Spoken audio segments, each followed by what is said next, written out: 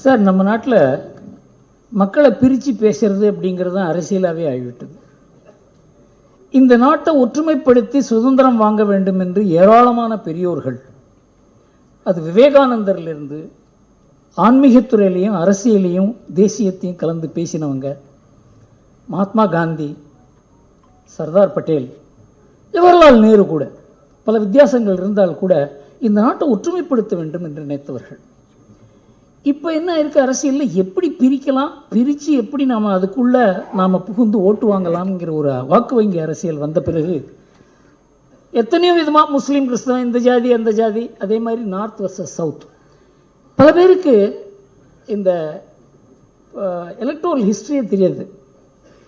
1977 காங்கிரஸ் எங்கே பார்த்தாலும் நார்த்து பூரா ஒரு சீட்டு கூட வரல. குவாலியர் ஒன்று தான் எனக்கு தெரிஞ்சு அவங்க வெற்றி பெற்றாங்க. சவுத் பூரா காங்கிரஸ் வந்தது. அப்போ காங்கிரஸ் என்ன, அது பிரிவினை பார்ட்டியா? அதாவது எந்த அளவுக்கு நமக்கு சமீபத்தில் நடந்த ஒரு அரசியல் மாற்றங்கள் கூட தெரியாத, இப்போ ஏதோ north party BJP, south party மற்றவர்கள் அப்படின்னு பேசுறது அரசியலில் அவங்களுக்கு விஷயம் புரியலேங்கிறது ஒன்று மாத்திரம் இல்லாத, இந்த மாதிரி பேசுகிறதே ஒரு ஃபேஷன் ஆகிவிட்டது. அதனால் இந்த நார்த் வர்சஸ் சவுத் என்கிறதுக்கு அர்த்தமே கிடையாதுங்கிறது தான் என்னுடைய கருத்து. இந்த யுத்தங்களை ஏன் நிறுத்த முடியல அப்படின்னா, யுத்தங்களை செய்வதே இந்த ஐநாவில் யார் யாருக்கு இந்த யுத்தம் செய்வதை நிறுத்தக்கூடியவங்களோ அவங்க தான் ஐநாவில் இருக்காங்க, யுத்தம் செய்பவர்களும் அவர்கள் தான். அதை பற்றி நம்ம சசி தரூருக்கு நல்லா தெரியும். ஏன் காரணம் என்னென்னா, ஐநா சபையை பற்றி யாராவது பேச முடியும்னாக்க 30 ஆண்டுகள் ஐநா சபையில் பெரிய பெரிய பதவி வச்சிருக்காரு. I request you to say a few words about the state of United Nations then and now and how it has weakened, because this is one of the questions which is agitating the Tughlaq reader's mind, and I get a lot of questions on that, but it is very difficult to explain in a few words which you may perhaps. இன்றைக்கு ஐநா சபை பலம் இழந்திருக்கிறது. அது வெறும் charters club மாதிரி ஆயிடுது. அதான் பேசிட்டு இருக்காங்க, டீ காஃபி வசதியாக இருக்குது, பில்டிங் இருக்குது, போயிட்டு வரத்துக்கு ட்ராவல் ஃபெசிலிட்டி இருக்குது, இதோடு நின்று விட்டதே தவிர இன்றைக்கு அதனால் ஒரு முடிவெடுத்து ஒரு நாட்டை நீங்கள் இது இப்படி செய்ய வேண்டும் என்று ஒரு நாட்டை கட்டாயம் செய்வதற்கு அதற்கு திராணி இல்லை. Bharadwaj, Madambakkam. Hello sir, 2 questions. Number one,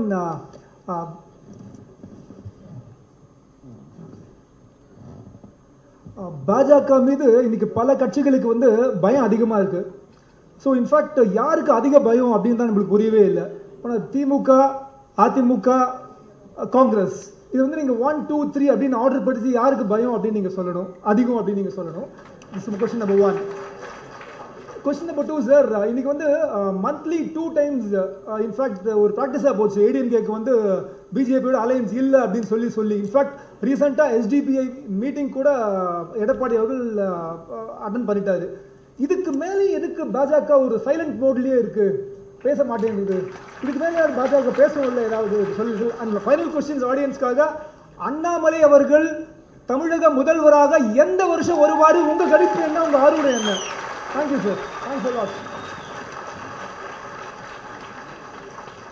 கிட்டத்தட்ட இங்கே வந்திருக்க திமுக பாஜக தொண்டர்களை நீங்கள் டிஎம்கே தொண்டர் மாதிரி விசிலடிக்க வச்சுட்டீங்க. நீங்கள் பாஜகவை பற்றி யாருக்கு பயம்னு கேட்குறீங்க. ஸ்டாலின் சொல்கிறார், பாஜக ராகுல் காந்தியை கண்டு அஞ்சுகிறது. அதனால யாருக்கு யாரை பார்த்து பயம் அப்படிங்கிறதுலேயே பெரிய டிஃபரன்ஸ் ஒப்பீனியன் இருக்கு.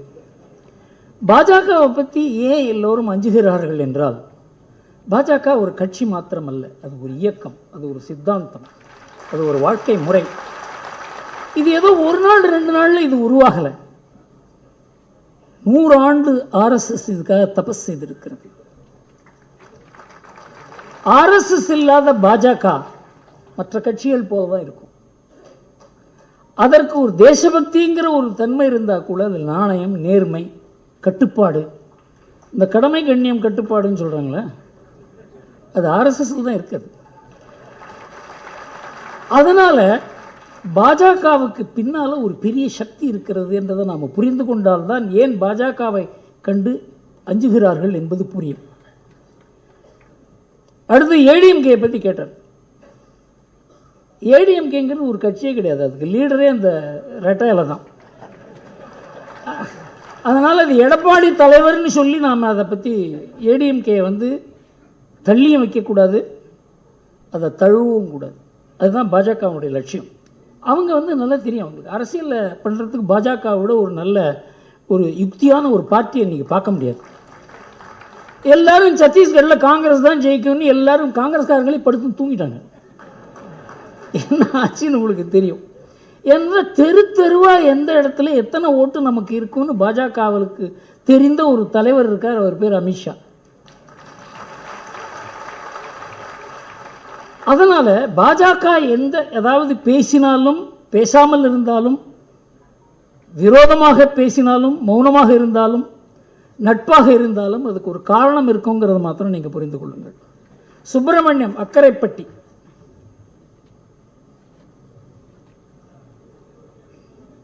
அக்கரைப்பட்டி சுப்பிரமணியம் இல்லையா? அடுத்தது பட்டாபிராமன் சென்னை.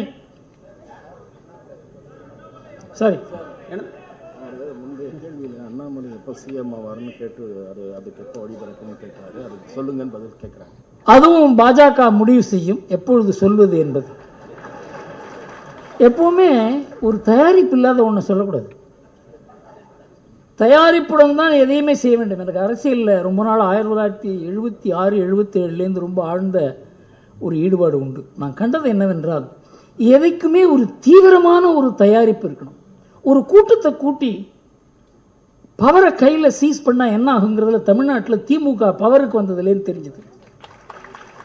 ஒரு தயாரிப்பு இல்லாத, அதுக்கு ஒரு மனநிலை உருவாகாத, அதற்கு தன்னை சாக்ரிஃபைஸ் பண்ணக்கூடிய ஒரு தொண்டர் படை இல்லாத, அதுக்கு நம்பர் இவ்வளவெல்லாம் இல்லாத அண்ணாமலையை மாத்திரம் சீஃப் மினிஸ்டராக செய்து விட்டால் அந்த கட்சிக்கு நல்ல பேர் வருமா கெட்ட பேர் வருமா என்று யாரும் சொல்ல முடியாது. அந்த தயாரிப்பில் ஈடுபட்டிருக்கு பாஜக. அண்ணாமலையினுடைய யாத்திரை அதற்காகத்தான். ஒருவரை முதல்வராக்குவது மாத்திரம் ஒரு கட்சியினுடைய நோக்கமாக இருக்கக்கூடாது.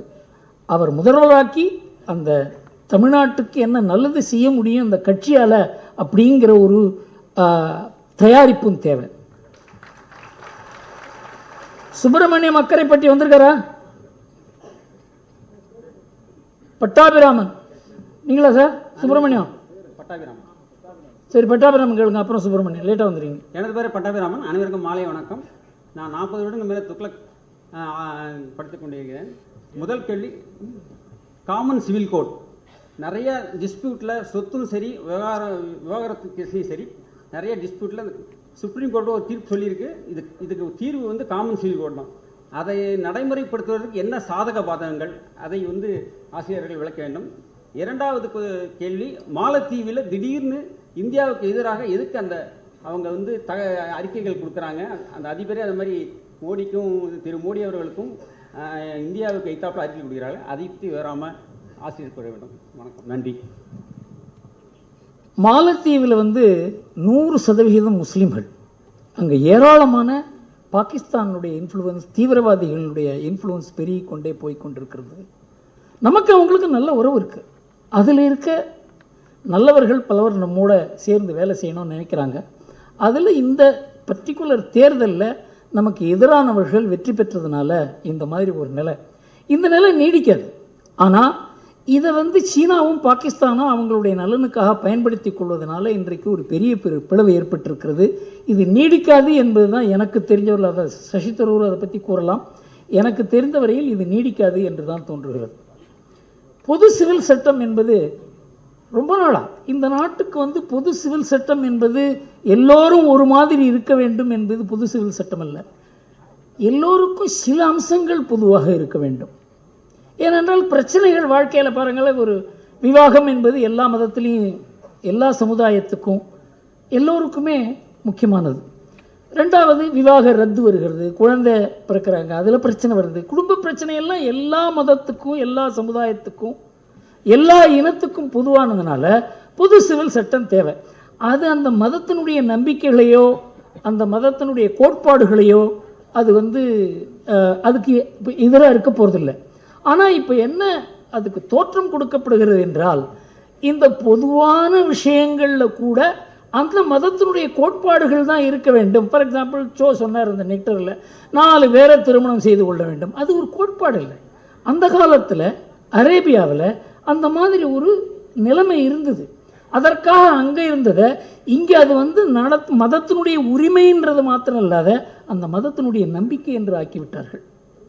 இந்த மாதிரி பிரச்சனைகள் அரசியல் மூலமாக, அரசியல் கட்சிகள் மூலமாக, வாக்கு வங்கி மூலமாக நம்ம அரசியல் சாசனத்தில் இந்த பொது சிவில் சட்டம் வர வேண்டும் என்று கூறியும் இவ்வளவு நாள் வராதிருப்பதற்கு காரணமே அரசியல் தான்.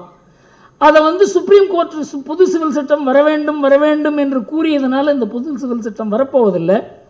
மக்கள் மனதை மாற்றியாகணும். இது வரவேண்டியதற்கு எல்லா தயாரிப்புகளையும் பாஜக செய்தால் கூட இதற்கு எப்படி இருந்தாலும் மக்களுடைய ஒத்துழைப்பு தேவை என்பதனால தான் அதை ஒரு கேலிபரேட் பண்ணுறாங்க. சார் சுப்பிரமணியம். வணக்கம், என் பேர் சுப்பிரமணியம் அழகேசிங்கம். ஆக்சுவலாக விவசாயி மகனாக பிறந்து கெமிக்கல் இன்ஜினியரிங் எல்லாம் முடிச்சுட்டு பல நாடுகளில் வேலை பார்த்துட்டு இப்போ என்னுடைய விலாசம் திருச்சி பக்கத்தில் ஒரு குறு விவசாயியாக நிலம் வாங்கி பண்ணிகிட்டு இருக்கோம். என்னுடைய இது என்ன அப்படின்னா, இந்து மதம் நம்ம எவ்வளவோ வருஷங்களாக இருந்திருக்கோம். இன்னும் ஏன் மற்ற மதங்கள் அளவுக்கு நமக்கு ஒற்றுமை இல்லை? இந்த ஒற்றுமைக்கு நம்ம என்ன செய்யணும்? இதுதான் சார். Thank you sir. இந்து மதம் ஒன்று தான் உலகமே ஒன்றா இருக்கணும்னு நினச்சது. உலகமே ஒன்று, எல்லோருக்கும் ஒரு ஆத்மா தான் இருக்கிறது. வாழ்க்கை முறை, அவங்களுடைய கோட்பாடுகள் எல்லாம் தனித்தனியாக தான் இருக்கும். ஆனால் இது எல்லாம் ஒற்றுமையாக இருக்க வேண்டும் என்று ஒரு கடவுள், ஒரு புத்தகம், ஒரு வாழ்க்கை முறை, அதை நான் மாத்திரம் அனுசரிக்க மாட்டேன், மற்றவர்களும் அதை அனுசரிக்க வேண்டும் என்று 2 முக்கியமான மதங்கள் கிளம்பின, கிறிஸ்துவமும் இஸ்லாம். அவங்கள பொறுத்தவரையில் அந்த கோட்பாடுகள் சரியாக இருக்கலாம். ஆனால் மற்றவர்களுக்கும் அந்த கோட்பாடுகள் வர வேண்டும் என்பதற்காக யுத்தங்கள் நடத்தியது, ஜிகாது, குரூசேட், இன்றைக்கு கன்வர்ஷன், இதெல்லாம் இருக்கிறதுனால அது ஒற்றுமை போல தெரிகிறது. ஆனால் இன்றைக்கு இஸ்லாமில் இருக்க வேற்றுமைகள், கிறிஸ்துவத்தில் இருக்க வேற்றுமைகள், நாம் அதை கொஞ்சம் ஆழ்ந்து படித்தால்தான் தெரியும். ஃபார் எக்ஸாம்பிள், கிறிஸ்துவத்தில் ஒரு 100 சர்ச் இருக்குன்னு வச்சுங்க. 600-700 சர்ச் இருக்கு. ஒரு சர்ச்சில் இருக்கவங்க இன்னொரு சர்ச்சுக்கு போக மாட்டாங்க, அனுமதிக்கப்பட மாட்டார்கள். அதே மாதிரி ஒரு சர்ச்சுக்கு ஒரு பெரியல் கிரவுண்ட் இருந்ததுன்னா இன்னொரு சர்ச்சில் இருக்கவங்க யாராவது இறந்தால் அதில் பெரியல் கிரவுண்டில் அவங்களுக்கு அனுமதி கிடையாது.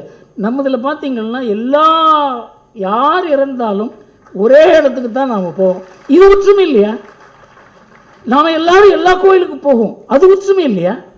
நாம் எல்லோரும் சேர்ந்து பொங்கல் விழா கொண்டாடுவோம், அவங்கவுங்க வீட்டில் தான் கொண்டாடுவோம், அது ஒற்றுமை இல்லையா?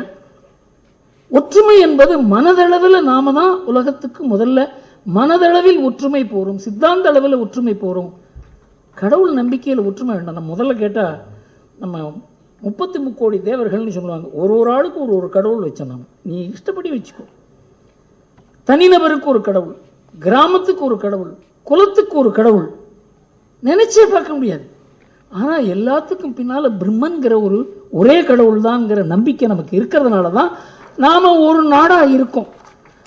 அதனால இந்துக்கள் ஒற்றுமை இல்லாதவர்கள்னு சொல்ல முடியாது. இந்த ஒற்றுமை யாருக்கும் எதிராக அல்ல. மற்றவர்களுக்கு எதிரான ஒற்றுமையை நம்மால் உருவாக்க முடியல. ஆனால் உருவாக்கினால் அது நமக்கும் நல்லதல்ல, மற்றவர்களுக்கும் நல்லதல்ல. அந்த ஒற்றுமை தேவையில்லைங்கிறது என்னுடைய அபிப்பிராயம். ரமணன் அடுத்தது சார். ரமணன் வந்துட்டாரா? சார் ரமணன், சென்னை 116. ஒரு செகண்ட் இருங்க சார். ராமச்சந்திரன், ரவி, நாகராஜன், பாலசுப்ரமணியம், குணசேகரன். சார் ஆசிரியரிடம் 3 கேள்விகள். ஐயோ, ஒன்று போகிறோம் சார். சார், ஜனவரி 22ஆம் தேதி ராமர் கோயில் பிரதிஷ்டையில் காங்கிரஸ் அண்ட் மற்ற இந்தியா கூட்டணி கட்சிகள் போக வேண்டாம் என்று நிராகரித்திருக்கிறார்கள்.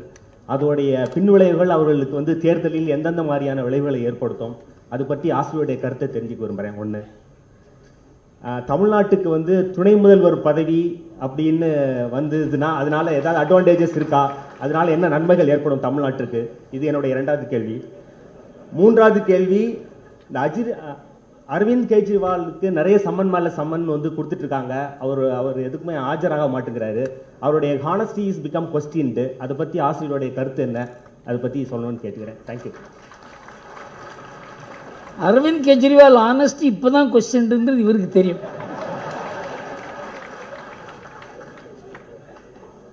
லஞ்ச ஊழலை எதிர்த்து எல்லா கட்சிகளும் லஞ்ச ஊழல் செய்யும் கட்சி, என் கட்சி மாத்திரம்தான் தூய கட்சி என்று சொல்லி அவர் ஒரு கட்சி அமைத்தார். அதற்கு முன்னால் எனக்கும் அவருக்கு ஒரு வாக்குவாதம் நடந்தது.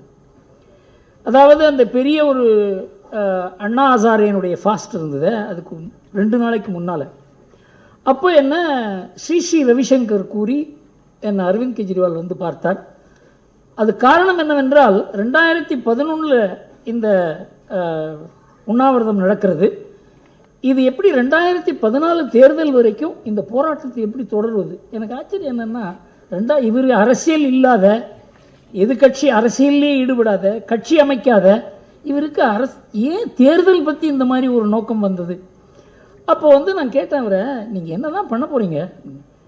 நான் எந்த கட்சியோடையும் சேர போகிறதில்ல, எல்லா கட்சியும் ஊழல் கட்சி, அதனால் நான் ஒரு தனி போராட்டம் அமைக்க போகிறேன். சரி, ஆட்சி அமைக்க போகிறீங்களா? இல்லை இல்லை இல்லை, நான் அரசியல் பக்கமே போக மாட்டேன். நான் சொன்னேன், சார் நீங்கள் அரசியல் பக்கம் போக மாட்டீங்க, எல்லா கட்சியும் வீழ்த்துவீங்க, என்னென்ன புரட்சி பண்ண போகிறீங்களான்னு கேட்டேன். அவர் உடனே சொன்னார், என்ன சார் பண்ணலாம், 3 வருஷம் இதை தள்ளணும். நான் சொன்னேன், நீங்கள் எதிர்கட்சிகளை வச்சு தான் ஆளும் கட்சியை வீழ்த்த முடியும்.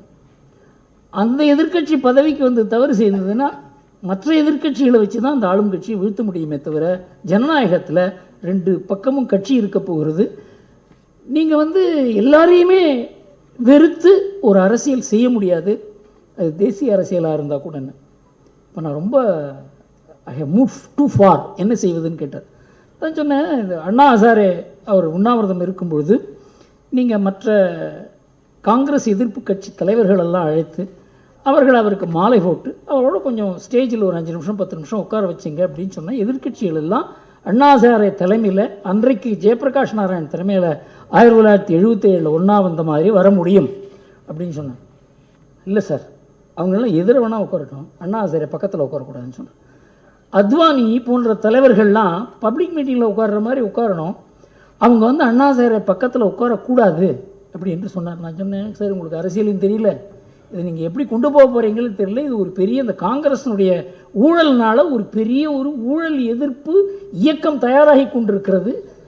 அன்ஃபார்ச்சுனேட்லி அண்ணா ஹசாரே உங்கள் கையில் சிக்கி கொண்டிருக்கிறார், நீங்கள் பெரிய ஆபத்தில் நீங்கள் சிக்க போகிறீங்கன்னு சொன்னேன். அரசியலுக்கு மாத்திரம் நுழைய மாட்டேன் நான், நீங்கள் எப்படி வேணால் எழுதிக்கலாம் அப்படின்னு சொன்னார். அதை வச்சு பின்னால் ஒரு அரசியல் அவர் கட்சி ஃபார்ம் பண்ண உடனே நான் ஒரு கட்டுரை கூட எழுதினேன் இந்தியன் எக்ஸ்பிரஸில். அவருடைய எண்ணங்கள் அப்போவே நேர்மையாக இல்லை, அதனால் அவரால் நேர்மையாக இருக்க முடியாதுங்கிறது தான் என்னுடைய அபிப்பிராயம். 2வது, தமிழ்நாட்டில் டெப்டி சிஎம் வந்தால் என்ன ஆகும்? முதல்ல டெப்டி சிஎம்ங்கிறது நாம் நியமிக்கிறது இல்லை, அதை நியமிக்க போகிறது இங்கே நம்ம ஒரு குடும்பம் தான் நியமிக்க போகிறது. அது வந்தால் என்ன ஆகுங்கிறது அவங்களும் ஏதாவது ஒரு ஆய்வு செய்திருப்பாங்க. என்னை பொறுத்த வரைக்கும் டெப்டி சிஎம்னு யாரையாவது அனௌன்ஸ் பண்ணாக்க அந்த கட்சிக்கு நல்லது இல்லைங்கிறது தான். ஆனால் அவங்களுக்கு நல்லதாக இருக்கலாம், குடும்பத்துக்கு தெரியல என்ன ஆகும். ராமர் கோவிலுக்கு கட்சிகள் வந்து எதிர்ப்பு தெரிவிக்கிறாங்களே சேர்றதுக்கு. நீங்கள் காங்கிரஸ் வந்து ராமர் கோவில் கும்பாபிஷேகத்துக்கு போக போகிறதில்லைன்னு அழைத்த 3 தலைவரும் கூறியிருக்கிறார்கள். ஆனால் காங்கிரஸுக்கு நிறைய பேர் போக போகிறாங்க. இன்னைக்கு நைட்டு நியூஸில் கேள்விப்பட்ட சித்தராமையாவே போகிறார். சிவகுமார் இருக்கார அந்த டெப்டி சீஃப் மினிஸ்டர், 35,000 கோவில்லையும் விசேஷ பூஜை நடக்கும். அங்கே ஹிமாச்சல் பிரதேஷில் அந்த மினிஸ்டர் ஒருத்தர், நான் போவேன், ஆர்எஸ்எஸ் பிஜேபி செஞ்சால் என்ன, அவங்க தான் நல்ல காரியம் பண்ணியிருக்காங்க, கோவில் கட்டுறாங்க, நான் போனால் என்ன தப்பு? இந்த மாதிரி காங்கிரஸில் பெரும் பிளவு ஏற்பட்டிருக்கிறது. எந்த கட்சியுமே இதை புறக்கணிக்கும் கட்சியில் பிளவு ஏற்பட்டு கொண்டிருக்கிறது என்று தான் இப்போ தெரிகிறதே தவிர, 22ஆம் தேதி தான் அதனுடைய முக்கிய விவரங்களும் தெரியும். ராஜகோபால்,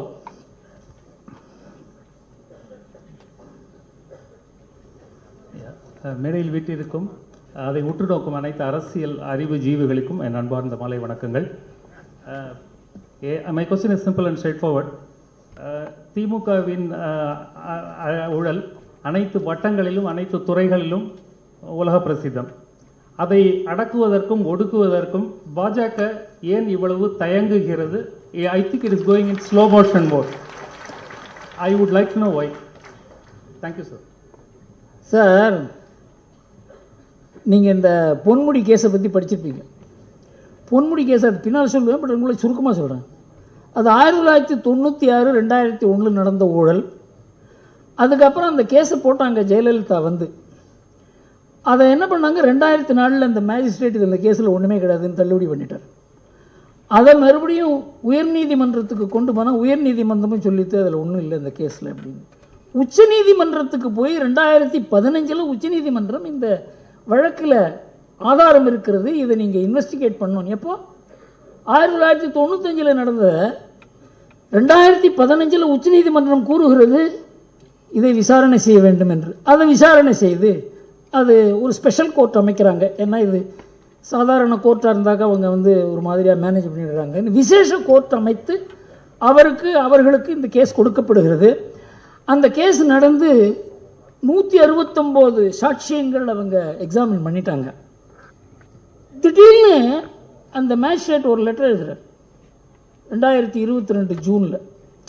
நான் வந்து இந்த கேஸை சட்டுன்னு முடிக்க சொல்லியிருக்காங்க, அதனால் 4 விடுமுறை நாட்களில் இந்த கேஸை நடத்திடலான்னு இருக்கேன் அப்படின்னு.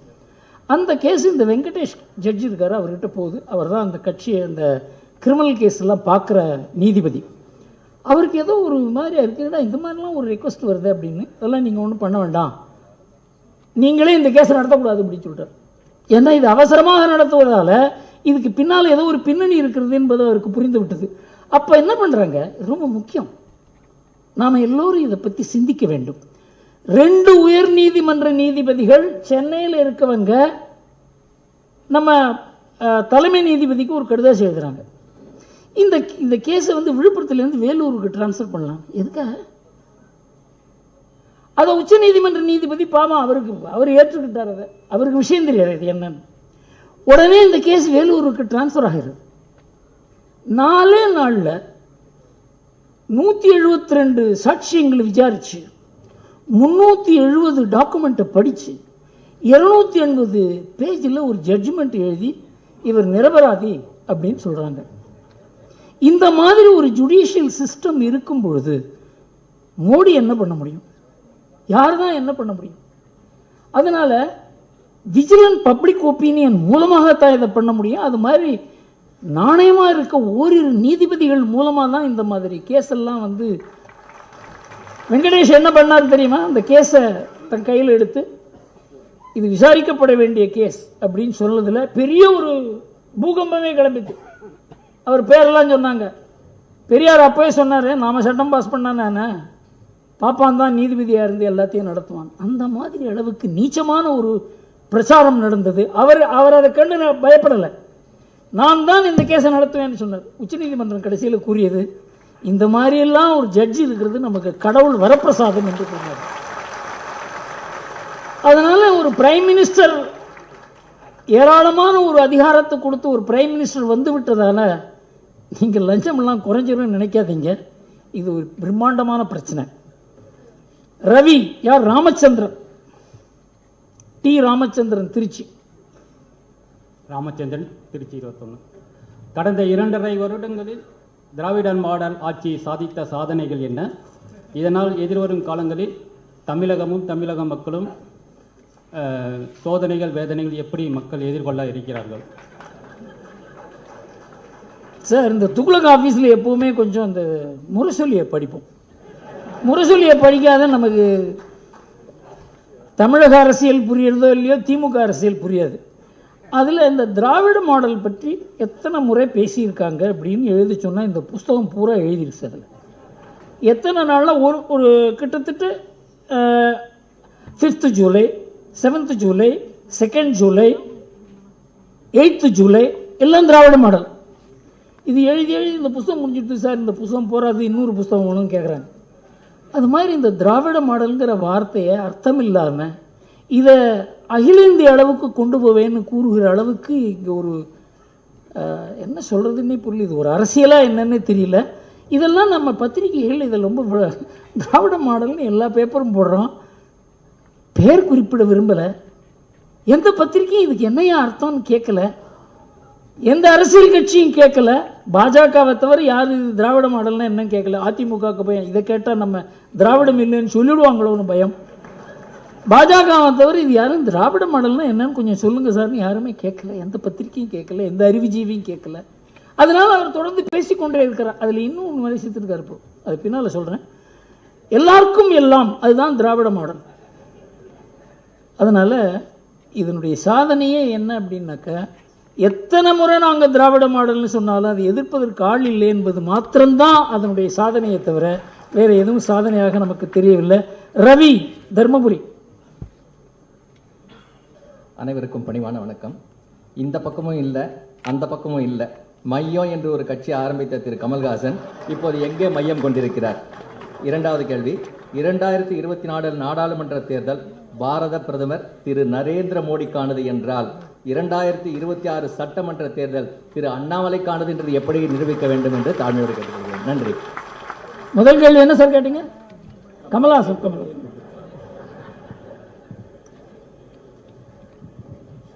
சார், இந்த எம்ஜிஆரை பார்த்து எல்லாருக்குமே என்ன தோணுதுன்னா, அரசியலுக்கு வந்தால் நமக்கு அரசியலில் பெரிய பதவி வந்துடும், நம்ம ஆட்சியை பிடிக்கலாம்.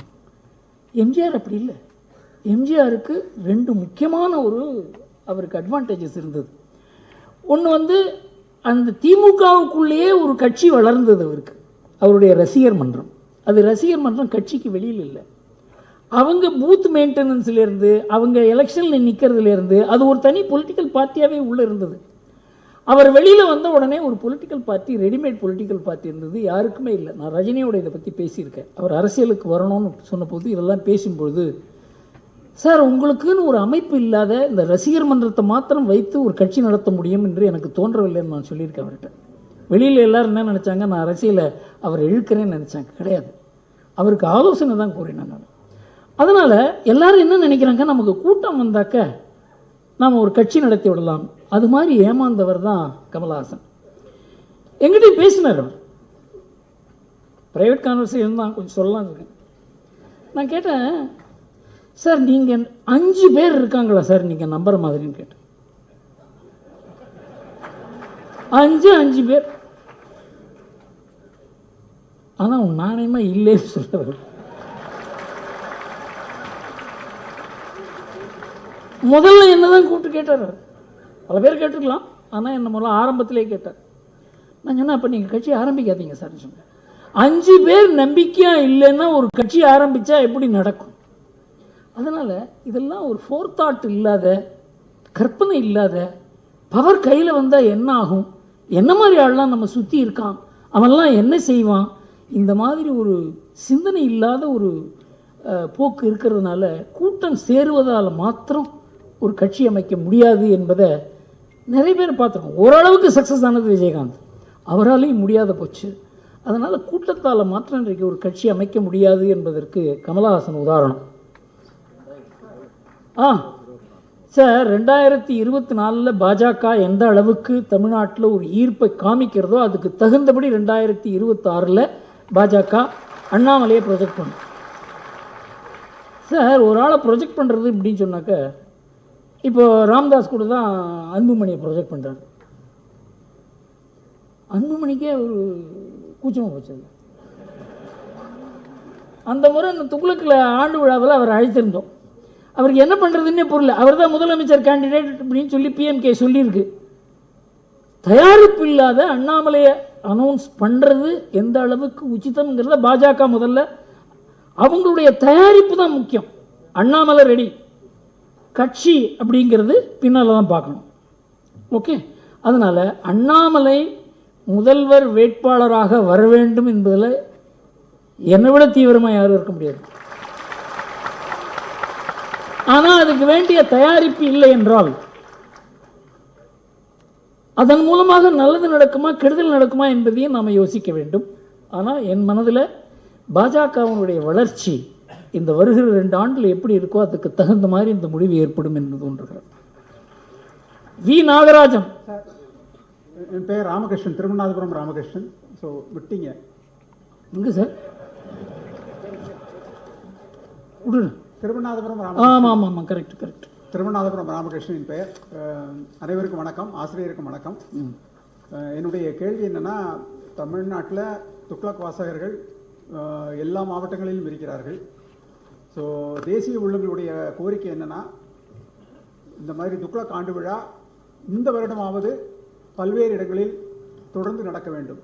இந்த ஒரு ஃபங்க்ஷனோடு இல்லாமல் மற்ற ஊர்களில் திருச்சி, மதுரை, திருநெல்வேலி, சேலம், கோயம்புத்தூர் எல்லா இடத்துலையும் நடக்கணும். இந்த வருஷமாவது மேக்குள்ளே நடக்கணும் அப்படின்னு எதிர்பார்க்குறாங்க. தேசிய உள்ளங்கள் நான் சொல்கிறது என்னென்னா, உங்களுக்கு எல்லாருக்குமே தெரியும் அது பாஜகவினர் தான். பிகாஸ் தேசியம் அப்படிங்கிற கான்செப்டை காங்கிரஸ் கம்ப்ளீட்டாக கைவிட்டதுனால அதுக்கெல்லாம் இப்போது பிஜேபிக்கு வந்துடுச்சு. அதுதான் என்னுடைய கோரிக்கை. நீங்கள் சொல்கிறத துக்ளக் பண்ண முடியாது, பிஜேபி தான் பண்ணணும்னு தோணுது எனக்கு. இந்த ஒரு ஆண்டு விழா இந்த நடத்தி முடிக்கிறதுக்கே கஷ்டப்படுறோம் சார். எல்லாம் இங்கே பாருங்க, துக்ளக்கில் எல்லாம் 60-70 வயசு. ரமேஷுக்கு என்ன வயசு? யங்ஸ்டர் இவர் தான். வயசு என்ன? 62. இவர் தான் எங்கள் யங்ஸ்டர். அதனால எங்கள் கஷ்டம் உங்களுக்கு தெரியாது. துக்ளக் ஆண்டு விழா நடத்துவது என்பது ஒரு தடவை நடத்தினோம். ஸோ இது எந்த இதில் நடத்தினோம்? 1949 50வது பொன்விழா போது நடத்தினோம். பெரிய சக்ஸஸ். எங்கே போனாலும் கூட்டம் வரணும் அப்படின்னு சொல்லி எங்களால் தான் முடியல. அதனால் துக்ளக்கு இருக்க வரவேற்பை வைத்துக்கொண்டு அங்கங்கே ஆண்டு விழா நடத்த வேண்டும் என்றால் அதற்காக ஒரு தனி அமைப்பு தேவை. இதெல்லாம் இன்னைக்கு யோஜனை பண்ணுற ஸ்திதியில் நாங்கள் இல்லை. இந்த எலெக்ஷன்லாம் முடியட்டும். எல்லா கட்சியுமே அப்படி தான் இருக்காங்க. நம்ம கட்சியெல்லாம் பற்றி எழுதுகிற நம்ம துக்ளக் மாத்திரம் மாறுபட்டு இருக்க முடியாது. நல்ல ஐடியா தான், ஆனால் கஷ்டமாக இருக்குது. அடுத்தது V. Nagarajan. Balasubramanian, Chennai sir. Sir எங்கே சார் இருக்கீங்க?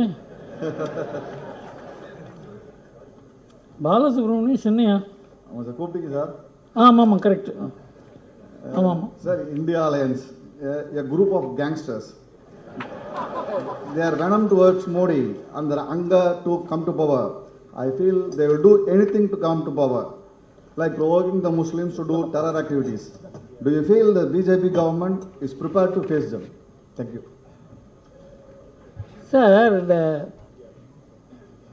இந்த கூட்டணி அமைக்கிறதுன்றது இருக்கு, அது எவ்வளோ கஷ்டம்னு எனக்கு தெரியும். 1989 ரொம்ப தீவிரமாக இருந்தவன் நான்.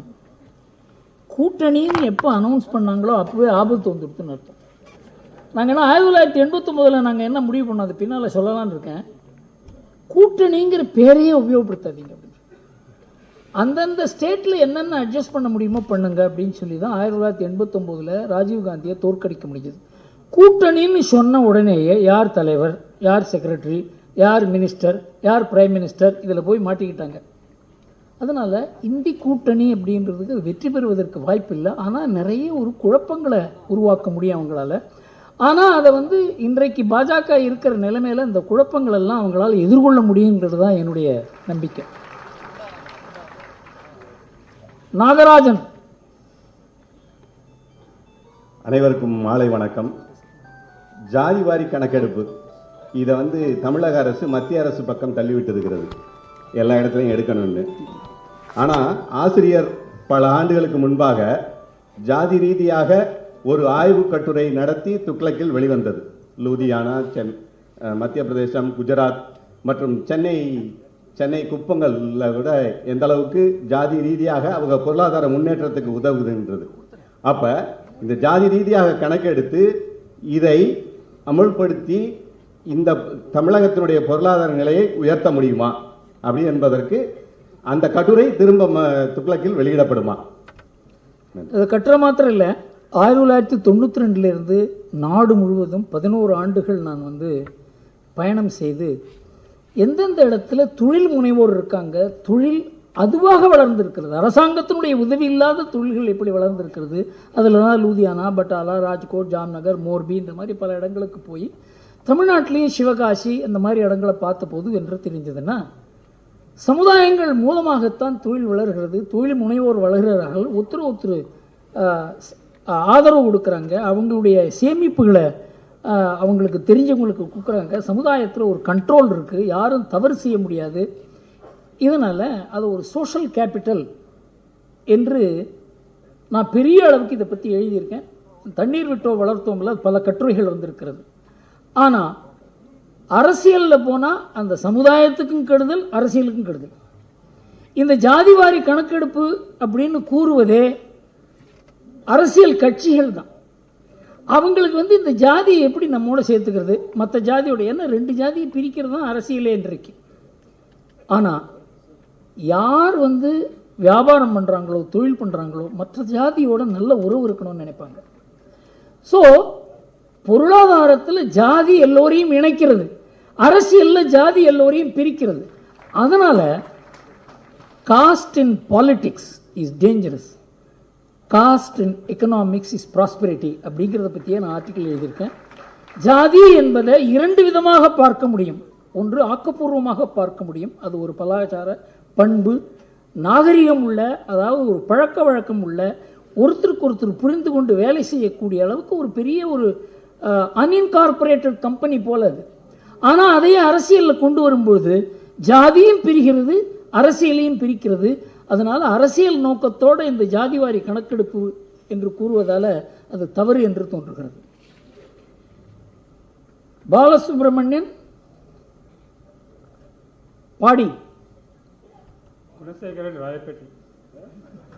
குணசேகரன் பேசிட்டு வரேன். பாலசுப்ரமணியம் பாடின்னு ஒன்று போட்டிருக்க. இல்லை வேற இது வேலை பாலசுப்ரமணியம். தப்பு இருக்கு. அனைவருக்கும் வணக்கம். 3 கேள்விகள். ஏன் 3 கேள்வியா? சரி சரி. தேசிய அளவில் பாரதிய ஜனதா கட்சி 60%க்கும் மேலான தொகுதிகளை தர வேண்டும் என்று மறுத்து காட்டுகிறார்கள். தமிழகத்திலே பொறி வைத்து, உட்பொருள் வைத்து, காவலும் செய்து திரு அண்ணாமலை மேற்கொள்ளும் பெரும் முயற்சிகள் 60% தொகுதிகளை தமிழகத்தில் பெற்றுத்தருமா? 2வது, சிறுவயதில் என் வீட்டில் சாராய கடைகளை பார்த்து மிகவும் அவசரப்பட்டவன் நான். ஆகவே கல்லுண்ணாமை என்ற அதிகாரம் திருக்குறளில் இருக்க வேண்டுமா, மாற்றப்பட வேண்டுமா, அல்லது நீக்கப்பட வேண்டுமா? ஏனென்றால் அண்ணாமலை அவர்கள் கள்ளுக்கடை வேண்டும் என்று சொல்கிறார், இது புரியவில்லை. 3வது, மும்முறை முதல்வர், மும்முறை பாரத பிரதமர், நிகழாண்டில் பெரும் உலகத் தலைவர்கள் ஒருவரான மோடி அவர்கள் எப்போது உன்னத உலகத் தலைவராக வருவார்? 26க்கு பிறகா, அதற்கு முன்பேயா? இதுதான். நன்றி சார். இந்த கள்ளு சாராய விஷயம் இருக்க, அது மனிதனுடைய குணத்தை சம்பந்தப்பட்டது. இதற்கு காந்தி ஒரு பெரிய மூமெண்ட்டே நடத்தினார் அதுக்கு எதிராக. அதெல்லாம் இப்போ பண்ணுறதுக்கு ஆள் இல்லை. இன்றைக்கு நாம் போலீஸை நம்பி தான் இதை பண்ணுறோம்.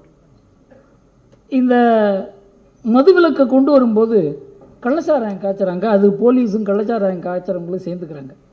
அதனால இது ஒரு பிரம்மாண்டமான பிரச்சனை. இதை வெறும் அரசியல் நோக்கத்தோடு மாத்திரம் பார்க்க முடியாது. எல்லா எதிர்கட்சியும் இதை இந்த சாராயத்தை ஒதுக்கி விடணும் என்று கூறுவார்கள். ஆனால் ஆளுங்கட்சியான உடனே அவங்களுடைய இது இங்கே திமுக என்ன பாருங்க, இது கனிமொழி தான் சொன்னாங்கன்னு நினச்சாங்க. ஒரே ஒரு பொய் தான் சொன்னோம், மதுவிலக்கு கொண்டு வருவான்னு சொல்லி.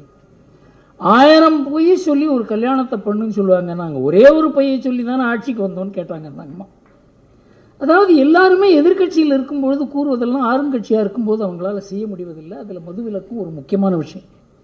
இதற்கு பெரிய நம்ம ஆன்மீகவாதிகள், சமுதாய தலைவர்கள் இதுக்காக நேரம் கொடுக்கணும். எல்லாரும் டிவி எதிர உட்காந்துருக்கிறது, எத்தையாவது பொழுதுபோக்குறது, அது மாதிரி இல்லாத சமுதாயத்துக்கு வேலை செய்ய நிறைய பேர் தயாராகணும்.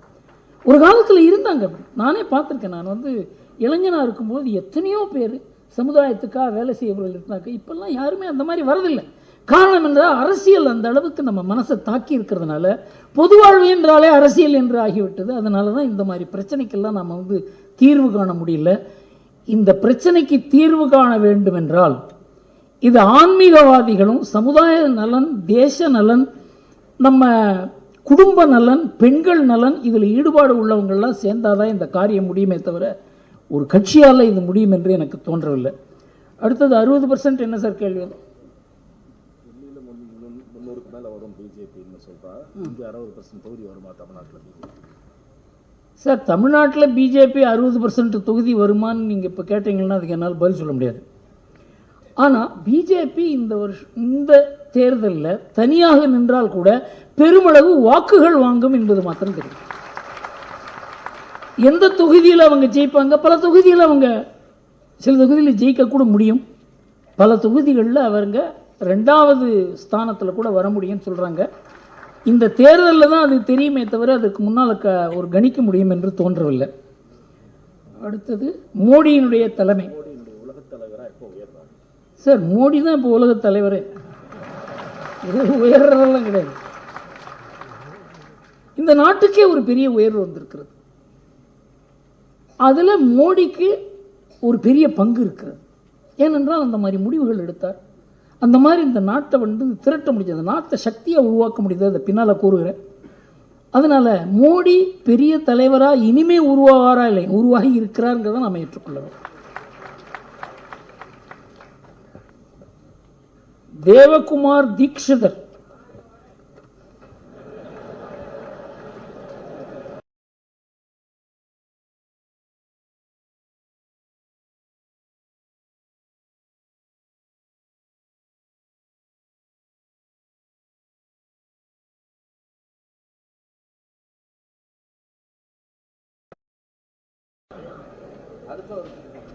அவ்வளோதான் கடைசின்னு நினைக்கிறேன். மகாதேவனா?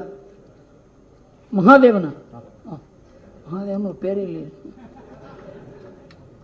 சரி கேட்டுருங்க சார், வந்துட்டீங்க கேட்டுருங்க. பேசுகிறாமா? கேட்டுருங்க. எஸ் மகாதேவன், கோடம்பாக்கம். சார், இப்போ எடப்பாடியோட முடிவினால அவரோட கட்சி அதிமுக பிளவுபட வாய்ப்பு இருக்கிறதா? ஏன்னா அவங்க திமுக பாஜக வரக்கூடாது, தான் ஜெயிக்காட்டாலும் பரவாயில்ல, பாஜக வரக்கூடாதுங்கிற எண்ணத்தில் இந்த முடிவு எடுத்திருக்காரா? ஏன்னா அவங்க ஆல்ரெடி 2 பேருமே பங்காளி, அங்கே உள்ள அறிவாளிகள் ஆல்ரெடி பேசியிருக்காங்க. அடுத்தது திமுகவும் சிறுபான்மை ஓட்டை பிரிக்கணுங்கிறதுக்காக ஏதோ ஒரு நிர்பந்தத்தால் இந்த முடிவு எடுத்திருக்காரா? 2வது கேள்வி, இப்போ கேஜ்ரிவாலுக்கு சொன்னீங்க, அதே மாதிரி சிபு சேரனும் 7 தடவை இடி சம்மனை வாய்தா வாங்கி தள்ளி போட்டுக்கிட்டே இருக்காரு. இது எப்படி இடி ஒரு அராஜகம் பண்ணாதான் அவங்களை கைது பண்ணுவாங்களா? இல்லை சட்டத்தில் என்ன சொல்லியிருக்கு? 3 தடவை தான் வாய்தா அலவுடு, 4வது தடவை அவங்க அரெஸ்ட் பண்ணி தான் ஆகணும். ஸோ இது பற்றி உங்களோட கருத்து என்ன? 3வது, திராவிட கட்சிகளின் காலம் முடிந்து இப்போ அண்ணாமலை காலம் தொடங்கிவிட்டது. ஸோ இதற்கு பத்திரிகைகள், ஏன்னா ஆல்ரெடி ஷோ நம்மளுடைய பாரத பிரதமர் அவர் நிறைய தடவை ப்ரமோட் பண்ணியிருக்காரு. இங்கே கூட்டிகிட்டு அதுக்கு முன்னாடி பாரத பிரதமர் நரேந்திர மோடி யாருக்குமே தெரியாது, துக்ளக் தான் அவர் நல்லா அறிமுகப்படுத்தியது. அது போன்ற பத்திரிகைகள் திரு அண்ணாமலை அவரோட உழைப்பு கடுமையாக இருக்கு. ஸோ இதை அது விழலுக்கு இறைத்த வீணாக போயிடக்கூடாது. ஸோ அதுக்கு என்ன மாதிரியான அவர் ஒரு ஒத்துழைப்பு எடுத்துக்கணும்? நன்றி, வணக்கம். இப்போ நாம் எப்பவுமே ஒரு தலைவரை வச்சு தான் ஒரு வாய்ப்பு இருக்கா இல்லையான்னு, தலைவர் ரொம்ப முக்கியம். மோடி ஒரு தலைவராக உருவாக்குறதுக்கு அந்த ஒரு பெரிய ஒரு கட்சி, அதனுடைய சித்தாந்தம், அதுக்கு பின்னால் இருக்க தொண்டர்கள் தான் இருந்தாங்க. மோடி தலைவராக தனி மனிதனாக உருவாகலை. அதுபோல் தமிழ்நாட்டில் ஒரு மாற்றம் வரணும். இந்த திராவிட சித்தாந்தத்துக்கு மரியாதை குறைந்து கொண்டிருக்கிறது, அது பின்னால் பேசுகிறேன் எப்படி என்று. அதற்கு மாற்று கொண்டு வருவதற்கு பெரிய முயற்சியை இன்றைக்கு பாஜக செய்து கொண்டிருக்கிறது. அதுக்கு ஒரு வெற்றி வர வேண்டும் என்று நாம் எல்லாரும் நினைக்கிறோம். எல்லாருமே அதுக்கு ஒத்துழைப்பு கொடுக்கணும். ஆனால் இப்போ தான் நடக்கும், நாளைக்கு நடக்குமா, இவர் மூலமாக அப்படியே நடந்துருமா அப்படின்னு கேட்டால் அது என்னால் பதில் சொல்ல முடியாது. அடுத்தது இடி பற்றி சொன்னீங்க. சிபுசோரன், நம்ம சாதாரணமான ஆளுகள்லாம் 2வது சம்மன்லேயே அரெஸ்ட் பண்ணிடுவாங்க. அரசியல்வாதியாக இருந்து அதுவும் பதவியில் இருந்தாக்க அது பண்ண முடியாது. அரசியல்வாதிக்கு ஒரு இந்த சட்டம் அரசியல்வாதிக்கு இருக்கக்கூடாது. சட்டம் எப்போது அரசியல்வாதியை நெருங்குகிறதோ அப்போ அவருக்கு அது காழ்ப்புணர்ச்சியால் செய்கிறார்கள் என்று சொல்லுவாங்க. இந்த காழ்ப்புணர்ச்சிக்கும் இதுக்கு சம்பந்தமே கிடையாது. ஆனாலும் இன்றைக்கு இந்த இந்தி கூட்டணி எதுக்காக அமைச்சிருக்காங்கன்னா, இது பாஜகவுக்கு எதிராக இல்லை, இது ஈடிக்கு எதிராகத்தான் இந்த கூட்டணி அமைக்கப்பட்டிருக்கிறது. அதனால் ஈடி ரொம்ப கேர்ஃபுல்லாக தான் இதெல்லாம் பண்ணிகிட்டு இருக்காங்க. ஆனால் எப்படி இருந்தாலும் இப்போ பெங்காலில் பண்ணாங்க இல்லையா, அது மாதிரி நடக்கும். எடப்பாடியை பற்றி கேட்டாங்க. எடப்பாடியை பொறுத்த வரைக்கும் அவர் என்னால் புரிஞ்சிக்க முடியல. ஆனால் ஒன்று மாத்திரம் நிச்சயம், பின்னால் அதை கொஞ்சம் டீட்டெயிலாக சொல்லலாம்னு நினைக்கிறேன். திமுக எதிர்ப்புங்கிறது அவருக்கு முக்கியமாக இல்லை. இன்றைக்கு எது அதிமுகவுடைய ஆத்மாவோ, எது அதிமுகவுக்கு பலத்தை கொடுக்கிறதோ, எது அதிமுகவுக்கு பெருமளவுக்கு இந்த அரசியல் நாட்டம் இல்லாதவர்களுடைய ஆதரவை கூட கொடுக்கிறதோ, வாக்குகளை கூட கொடுக்கிறதோ, அந்த திமுக எதிர்ப்பை அவர் கைவிட்டது அதிமுகவுக்கு பெரிய பலவீனமாக மாறும் என்பது தான் என்னுடைய அபிப்பிராயம். இவர் போய் தொப்பி போட்டு கொண்டு வந்ததுக்காக விபூதி அழித்து விட்டு அங்கே பிஎஃப்ஐ கான்ஃபரன்ஸில் போவதனால முஸ்லீம்கள் அவர்களுக்கு வாக்கு கொடுப்பாங்கன்னு தோணல எனக்கு. முஸ்லீம்களை மோடிக்கு எதிராக திருப்பி வைத்திருக்கிறது திமுக. அவங்களுக்கு தான் ஓட்டு போடுவாங்கங்கிறது என்னுடைய மனதில் இருக்கு. அதிமுக பிளவுபடுமா என்னங்கிறத பற்றி நான் சொல்ல தயாரில்லை. ஆனால் இந்த தேர்தலில் ஒரு பெரிய ஒரு அதிமுகவுக்கு அடி வந்தது அப்படி என்று சொன்னால் அதற்கு வாய்ப்பும் இருக்கிறது. தேவகுமார் தீக்ஷிதர் சார். எல்லாருக்கும் நமஸ்காரம். நான் ஒரு ஸ்லோகம் சொல்லிடுறேன், அதுக்கப்புறம் 2 கேள்வி மட்டும் கேட்குறேன். யாரும் கொஞ்சம் பொறுமையாக இருங்கோ, என்னுடைய வழக்கம் அது. ஓம் சர்வ தர்ம கணாதீஷம் சர்வதர்ம ஜகத்குரும் வந்தேஹம் சர்வபாவஜ்ஞம் சர்வபோத பிரபோதமோம். என்னுடைய 2 கேள்வி. அதாவது இப்போ நம்ம ராமர் கோவில் கட்டின்னு இருக்கோம். ராமர் கோவில் பாரம்பரியமான சரித்திரபூர்வகமான கோவில்னு சொல்லி கட்டப்படுறது. ஆனால் நம்முடைய முன்னோர்கள் பாரம்பரியமான கோவில் எல்லாத்துக்கும் துவஜஸ்தம்ப பிரதிஷ்டை பண்ணினதுக்கு அப்புறம் தான் பிராண பிரதிஷ்டை பண்ணுவா. அப்படிதான் சாஸ்திரங்கள் வேதங்கள் சொல்றது. அப்படி இருக்குச்சே, ஏன் துவஜஸ்தம்ப பிரதிஷ்டை பண்ணாத அங்கே பிராண பிரதிஷ்டை பண்றா இப்படின்றது என்னுடைய கேள்வி. துவஜஸ்தம்பம் ரொம்ப முக்கியம் வேத பிரகாரத்துக்கும் ஆகம சாஸ்திரங்கள் பிரகாரத்துக்கும். அதில் நம்மளுடைய தமிழ்நாட்டில் பார்த்தா ஆகம சாஸ்திர பிரகாரம் கோவில் தமிழ்நாட்டுக்கு தான் சிறப்பு வருது. இப்போ எப்படி செங்கோல் ஸ்தாபனம் பண்ணுற போது தமிழுக்கு ஒரு சிறப்பு கிடைச்சதுன்னு நம்ம சொல்கிறோமோ, அந்த மாதிரி இதுலேயும் தமிழுக்கு ஒரு வாய்ப்பு இருக்குது. அந்த வாய்ப்பு அங்கே ஏன் வரல, துவஜஸ்தம்ப பிரதிஷ்டை பண்ணலை? இதை தமிழ்நாட்டில் இருக்கிற பண்டிதர்களோ சாஸ்திரம் தெரிஞ்சவங்களோ ஏன் கேட்கல? இதை பற்றி வேதபூர்வமான பிராண பிரதிஷ்டை துவஜஸ்தம்ப பிரதிஷ்டை பண்ணணும், இதை பற்றி ஏன் பண்ணலை? இதை பற்றி விசாரம் பண்ணி அதை பற்றி ஒரு சபை கூட்டுறதுக்கு நம்முடைய ஆசிரியர் அவர்கள் தன்னுடைய சோர்சஸ் மூலமாக எனக்கு வாய்ப்பு ஏற்படுத்தி தருவாரா? இதை பற்றி நான் பண்டித சபை எல்லா சபைகள் மூலியமாக நான் பேசுறதுக்கு ரெடியாக இருக்கேன். அதுக்கு இவர் ப்ராப்பர் சேனல் மூலமாக இதை கொண்டு போவாரான்னு ஒரு கேள்வி கேட்குறேன். 2வது என்னுடைய கேள்வி என்னன்னா, இப்போ நம்ம ராமர் கோவில் கட்டுறது இந்த நம்மளுடைய ஆஜாதிக்கா அமிர்த மகோத்சவம்னு சொல்ற நம்மளுடைய அமுத பெருவிழா இதனுடைய ஒரு அங்கமாக தான் நம்ம ராமர் கோவிலை கட்டுறோம்னு நான் படித்தேன் நிறைய இடத்துல. அதில் முக்கியமாக கர் கர் திரங்கா நம்முடைய மதிப்பிற்குரிய நரேந்திர மோடி பிரதம மந்திரி அவர்கள் சொன்னார், எல்லாரும் வீடு தோறும் மூவர்ண கொடி ஏற்ற வேண்டும்னுட்டு. ஆனால் ஏன் ராமரனுடைய வீட்டில் மூவர்ண கொடி ஏற்றப்படவில்லை அப்படின்றது என்னுடைய 2வது கேள்வி. ராமரனுடைய வீடு முதல்ல ஏற்றப்பட்டு இருக்கணுமே, ஏன் துவஜஸ்தம்ப பிரதிஷ்டையும் அங்கே ஆகல? ராமரனுடைய வீட்டில் மூவர்ண கொடி ஏன் கர் கர் திரங்கா வீடு தோறும் மூவர்ணம்னாக்கா ஏன் அந்த இடத்துல ராமரனுடைய வீட்டில் அந்த இடத்துல மூவர்ண கொடி ஏற்றப்படவில்லை அப்படின்றது என்னுடைய ஒரு மனசில் ஒரு ஆத்தங்கமாக இருக்குது. அதனால் இந்த 2 கேள்வியை நான் இந்த இடத்துல சமயம் சுருக்கமாக இருக்கிறதுனால நம்ம ஆசிரியர் மூலமாக இதுக்கு ஏற்பாடு பண்ணி தருவாரா, இதை ப்ராப்பர் சேனலுக்கு கொண்டு போவாரா, இதுக்கு தர்ம சபையை கூட்டுவாரா, எனக்கு ஏற்பாடு பண்ணி தருவாரான்னு அவரை நான் கேட்டுக்கிறேன். வாய்ப்பு வந்தாக்கா நான் அதுக்கு தர்ம சபையில் பேசுறதுக்கு ஒத்துழைக்கிறதுக்கு ரெடியாக இருக்கேன். இதுதான் என்னுடைய கேள்வி. 2 கேள்வியை சுருக்கமாக முடிச்சுக்கிறேன். நீங்கள்லாம் கேட்டதுக்கும் ஆசிரியர்களுக்கு நன்றி சொல்லிக்கிறேன். சார், ஆகம சாஸ்திரங்கள் எதுவுமே விந்தியாசுக்கு மேலே கிடையாது. ஆகம சாஸ்திரங்கள் பூரா விந்திய மலைக்கு கீழே தான். இங்கேயே இருக்க எல்லா கோயிலும் ஆகம கோவில்கள் இல்லை. அதனால் விந்திய மலைக்கு மேலே இருக்க எல்லா கோவில்களுமே ஆகம சாஸ்திரத்துக்கு கட்டுப்பட்டது இல்லை. பல கோவிலில் துவஜஸ்தம்பங்கள் கிடையாது. இந்த கோவில் கட்டுற சாஸ்திரங்கள் எல்லாம் அந்தந்த இடத்துக்கு தகுந்தபடி அமைத்திருக்கிறார்களே தவிர, நீங்கள் போய் இதில் கேதார்நாத்தில் ஏன் இப்படி இல்லை, பத்ரிநாத்தில் ஏன் இப்படி இல்லை, இதெல்லாம் கேட்க முடியாது. ஏன்னா அந்தந்த இடத்துக்கு தகுந்த சாஸ்திரங்கள் அதுதான் நம்ம இந்து மதத்தில் பெரிய விஷயம். பிள்ளையாருக்கு கோவிலே வேண்டாம், அதை ஒரு மரத்தடியில் வைக்கலான் இருக்கு, அது அலோவ் பண்ணியிருக்காங்க. அதனால் இந்த துவஜஸ்தம்பம் தேவை, இப்படித்தான் கும்பாபிஷேகம் நடத்த வேண்டும் என்பதெல்லாம் ஒரு ஆகம சாஸ்திரங்கள் உள்ள ஒரு இடத்துல, அதுவும் சவுத்தில் தான் இருக்குது. அதுலேயும் எல்லா ஆகம கோவில்கள் இல்லைங்கிறத நாம் புரிஞ்சு கொள்ள வேண்டும். அதில் வைதிக கோவில்கள் இருக்கின்றன. காமாட்சி அம்மன் கோவில் வைதிக கோவில், அதே மாதிரி திருவானைக்காவல் வைதிக கோவில், மற்றதெல்லாம் ஆகமத்தில் வைதிகம் இல்லாத கோவில். அதனால் இப்படித்தான் ராமர் கோவில் கும்பாபிஷேகம் நடக்க வேண்டும் என்று யாரும் கூற முடியாது.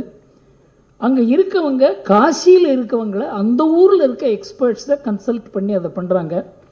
அதில் எந்த அரசியல் தலையீடும் இல்லை, எந்த கட்சியும் இதை முடிவு பண்ணல, எந்த அரசாங்கமும் முடிவு பண்ணல.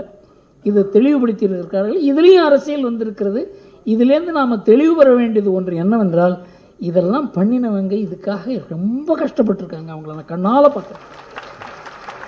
எத்தனையோ பேர் உயிரை இழந்திருக்காங்க. அதனால் அவங்கெல்லாம் ஒரு தவறான டிசிஷன் எடுக்க மாட்டாங்கங்கிறதுல நமக்கு நம்பிக்கை இருக்க வேண்டும். பத்திரிகைகளை நம்பி இதை நாம் பேசக்கூடாது என்று என்னுடைய அபிப்பிராயம்.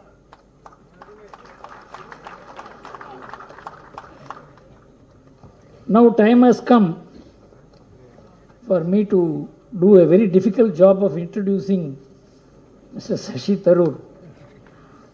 அவர்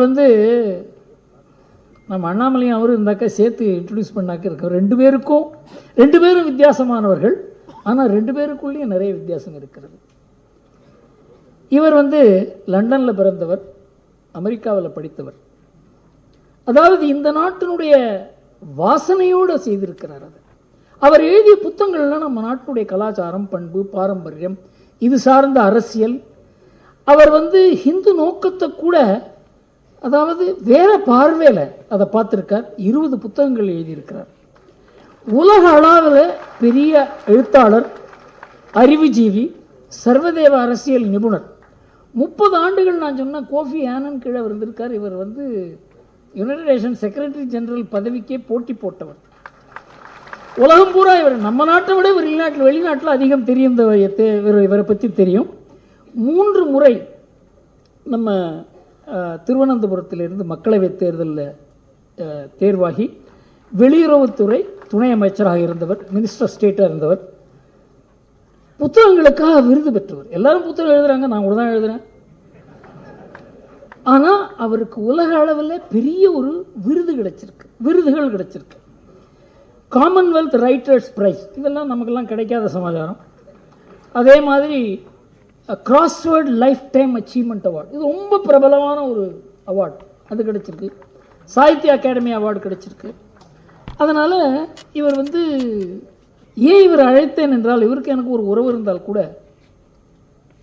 ஒரு வெறுப்பில்லாத பேசக்கூடிய, நிறைய பேர் பார்ப்பாங்க கண்ணாபின்னான்னு பேசுவாங்க, இந்த சபைக்கு ஏற்ற மாதிரி பேசக்கூடியவர் என்றதாவது அவர் அழைத்தேன். பிரான்ஸ் நாட்டில் ஷெவாலியர் விருது பெற்றவர். உங்களுக்கு தெரியும், இந்த ஷெவாலியர் விருதை வச்சு நம்ம ஊரில் படுத்துகிற பாடு இருக்க. அந்த ஷெவாலியர் விருதை வாங்கி பாக்கெட்டில் வச்சுட்டு இருக்கார், யாருக்குமே தெரியாது. அவரை பற்றி பேசிக்கொண்டே போகலாம். பல முக்கியமான பல்கலைக்கழகங்கள் அவருக்கு டாக்டர் பட்டம் கொடுத்துருக்காங்க, ஹானரி டாக்டர் பட்டம். இப்போ அவர் அந்த டாக்டர் பட்டத்தை அவர் போட்டுக்கிட்டு கிடையாது. ஏனென்றால் அந்த பல பேர் இந்த ஒரு பட்டம் இருக்கிறதுனால அந்த டாக்டர் பட்டத்தை போட்டுப்பாங்க. நம்ம ஊரில், அதுவும் தமிழ்நாட்டில் ரொம்ப டாக்டர் கலைஞர் இதெல்லாம். அவரை பற்றி பேசிக்கொண்டே போகலாம். இறுதியாக ஏதாவது ஒரு இடத்தில் நிறுத்த வேண்டும் என்பதற்காக அவரை பேச அழைக்கிறேன்.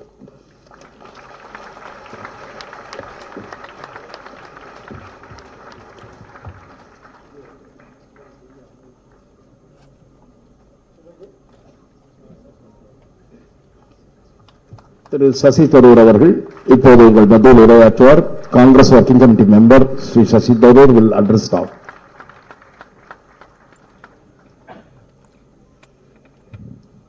Thank you very much, Mr. Gurumurthy, for your generous introduction and for inviting me to this 54th Tughlaq conference. Anevarukkum vanakkam.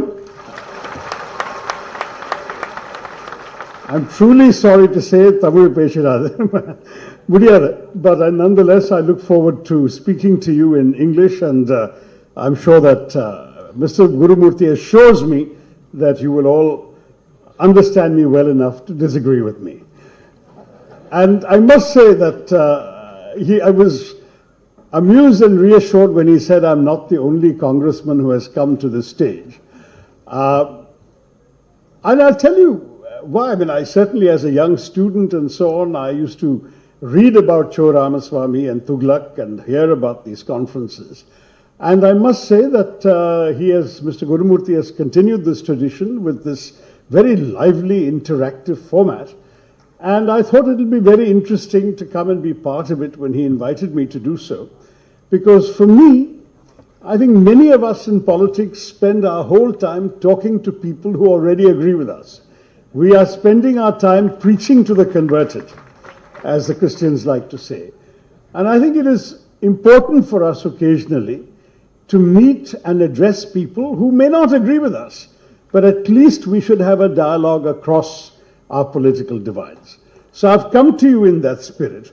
I came with a prepared text, as you may have seen, but listening to Mr. Gurumurthy and hearing these comments, and at his own request to address one question on the UN and another one on the Maldives, I thought there were 6 issues that came up in his interaction that I may perhaps begin by saying a few words about, and then I will give you an abbreviated part of my prepared remarks in case any of that is of interest.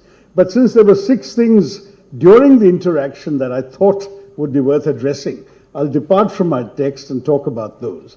The first, you asked Mr. Gurumurthy for me to say a few words about the relevance of the United Nations today. And it's true that there are major conflicts raging, the Russia-Ukraine war, the Gaza war, and we are in a situation in which the UN appears to be helpless. But the truth of the matter is, the UN was designed in a particular way as a result of historical experience. In the last century, we had the First World War, which resulted in immense destruction, the greatest amount of loss of life that had ever been seen up to that point. And so the world decided to create an international body to prevent its recurrence, and they came up with the body called the League of Nations. But within 25 years of the start of the First World War, the Second World War started. The League of Nations failed. And one of the reasons the League of Nations failed was precisely because some of the big powers of the day, the powerful countries that could actually destroy world peace, did not join the United Nations, the League of Nations, that is the United States, did not join the League of Nations. And some who did join were expelled by the League of Nations. So Germany, Italy, Russia at various times were expelled. And when the World War started, they were not even in the body for the body to influence their behavior. So when the United Nations was created at the end of the Second World War, the countries of the world wanted to avoid the mistakes that had crippled the League of Nations. And so they created a guarantee for the 5 major countries in the world at that time that they would never have the UN do anything against their interest because they would have a veto on decisions of the Security Council.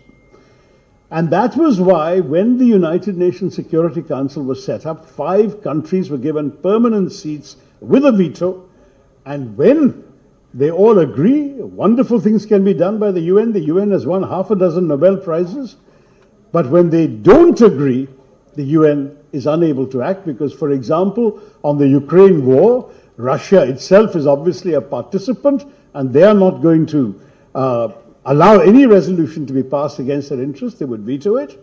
And on the Gaza matter, there is no doubt that the Americans would support Israel fully, and they too have been vetoing any attempts for the Security Council to impose any binding restrictions on Israel. So that is the reality we're facing today. Does that mean the United Nations is useless? No, because it does a great deal else. And I think we must appreciate the outstanding work of the UN in a number of other fields. But at the same time, we must realize that the United Nations is a mirror of the world. It reflects our agreements and our disagreements. It reflects our inequalities, the power of some big countries and the lack of power of some others, and the lack of power of some other countries. It also reflects in many ways the fact that the United Nations is also a mirror of our imperfections as human beings. That's okay, thank you. I'll wait for the water. For our imperfections, in fact, the second Secretary General, Dag Hammarskjöld, said 75 years ago something very memorable. He said the United Nations was not created to take mankind to heaven, but rather to to save humanity from hell. In other words, the best the UN can often do is to prevent matters from getting worse. And I think that the United Nations is able to do, because when countries are obliged to be accountable to the United Nations, to the criticism of other governments, to discussions in the Security Council, they're at least conscious, thank you so much, they're also always conscious that there is something that they need to be able to do in order to impress or persuade world opinion, and that may not be much, but it will prevent the worst from happening. The second issue that Mr. Gurumurthy wanted me to say something about is the Maldives. The Maldives is a very unusual situation. Yes, he's right, it's a 100% Muslim country. But the truth is, Pakistan has not had that much influence on the Maldives. Our influence on the Maldives has historically been very much greater. And you may remember in 1988, there was an attempted coup in the Maldives when some mercenaries, backed by some rather wealthy Sri Lankans, came in, held the president hostage and announced they were taking over the government. It's a very small country, I think about 8 lakh people. It's not a very big nation. But when this happened, it was India that immediately parachuted soldiers to the Maldives to put down the coup. And the Maldives government was very grateful for us. When true democracy, a kind of what the Arabs call those color revolutions, Jasmine Revolution, Velvet Revolution. So when a democracy fully dawned in the Maldives and there was a totally free election, the first person to win was very pro-Indian, Dr. Mohammad Nasheed, who ended up losing his office in some sort of internal quarrel, and subsequently an anti-Indian government came to power. So it's not as if the Maldives is chronically anti-Indian. That government in turn lost a free and fair election to another government that was very friendly to us. And now in turn that government has lost and we have a government that is less friendly to us. So as Mr. Gurumurthy said, he hoped it would not last very long. The truth is that the Maldives does change governments every few years and we can expect them to rethink these policies. But let us understand that gratitude is not a quality that you will often find in international affairs. We have helped Maldives. In fact, just 2 years ago, when there was a very serious shortage of drinking water in the Maldives, and literally people had no water to drink. Remember, they're surrounded by the seas are salt water. When that happened, India flew in huge transport planes full of drinking water to the Maldives. And that was when, at the time, there was an India Out campaign led by the party that has now won the election. But that's also part of life. You do something because it is the right thing to do. What does the Bhagavad Gita teach us? Do the right thing without expectation of reward, and so we should not be expecting the kind of gratitude that is largely absent in these matters. We should do what we believe is the decent thing to do to neighbors. Don't forget that historically, small neighbors have always had a problem with big neighbors. In fact, more than 100 years ago, a president of Mexico once said, "My poor country, so far from God and so close to the United States." So you can imagine the Maldives ruler saying something similar about us. We are so much bigger that inevitably they cannot be indifferent to our existence. They cannot be unaware of the importance of India. But yes, they have definitely a strong anti-Indian movement within one section of that society, and they have a very strongly pro-Indian movement also. And so far in the last 3 elections, these two forces have alternated power and defeated each other. The time may come when it will come back again to our favor. I think we have been conducting our policy fairly maturely. We have to deal with this government, whoever comes to power. We should neither show a great deal of rejoicing if this gentleman loses, nor should we show a great deal of condemnation if this gentleman wins. But we have to watch very carefully the increasing proximity of this government to the Chinese. There is no doubt about the fact that China has been attempting to expand its influence throughout our periphery. They have been increasingly influential in every one of our neighboring countries, everyone, without exception. And we should certainly be alert. I'm sure that our government must be aware and alert to the dangers that this represents. And there will be some red lines which would have been privately communicated to some of the governments that, some things we understand. You have the right to have relations with other countries just as we do. But some things we would see as a serious concern for our interests, and in those we will take appropriate action. So far, I think we should not have any cause for alarm. It was unfortunate, this recent social media spat. Again, I don't think we should let foreign policy be conducted on social media. I think that there is a far more serious level of engagement that is required in all our parts. And we must understand and respect the sensitivities of a small neighbor about being so close to all of us. So that's on the second issue. The third issue, I think that somebody asked Mr. Gurumurthy about whether the India Alliance was there to bring Muslims to power. The India Alliance is there to bring Indians to power. And I want to remind you all, including the gentleman who asked that question, that Muslims are also Indians. And that we should not forget, because one of our great strengths as a society is that we have appreciated people of all sorts of backgrounds. In fact, I have been a devotee of Swami Vivekananda for a very, very long time. You didn't answer that question. The question was translated, perhaps your lack of an answer didn't make it to me. But the reason I mention that, frankly, is also that as a devotee of Swami Vivekananda, as a young man, I learned and imbibed very much his vision.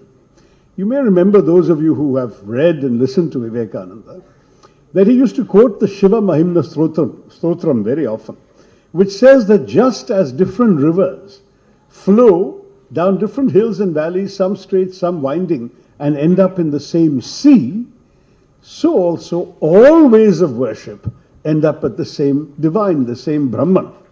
There is ultimately, in his view, no difference. This is why he would say, Ekam Sattva Vipra Bahuda Vadanti. There is only one truth. The sages can call it by different names. One of his speeches in Chicago, he actually made a reference to the one whom some refer to in this word, some refer to this. He said, Jesus, Jehovah, Ram, Rahim, Allah, whatever. It doesn't matter for him. All are ultimately the same. And Hinduism has the great strength of being able to say, Loka Samastha, Sukhino Bhavantu, and at the same time to appreciate that ultimately, though we may be different, though we may worship differently, in fact, what does Hinduism do? Hinduism actually recognizes that since no one actually has a reasonable logical basis to visualize Brahman or the Creator in any shape or form, we are free to imagine the divine in whatever way we like. That's why we have 330 crore forms and divinities and names for that what we worship. So, very frankly, if God can be imagined by somebody as a pot-bellied figure with an elephant head, and I'm a Ganesh Bhakt myself, why can't God also be imagined as a bleeding man suffering on a cross? The rishis would have had no problem with that. And I say this to you simply because this great sense is what makes me proud to be a Hindu, because what Vivekananda said in Chicago was, I am proud to speak of a religion that has taught the world not just tolerance but acceptance. That phrase I read as a teenager, it stayed in my mind. And I thought about it over and over again over the years. Because I used to go to school in history class and learn that tolerance is a virtue. A tolerant king is a good king, because he allows you to believe what he doesn't believe. But when you really think about it, tolerance is a very patronizing idea. Because what is the tolerant king saying? The tolerant king is saying, I believe I have the truth, you are in error, but I will magnanimously indulge you in your right to be wrong. That's all the tolerant king is saying. Vivekananda says that's not what Hinduism says. Hinduism says, I believe I have the truth, you believe you have the truth, I will respect your truth, please respect my truth. And that is the Hindu principle of acceptance.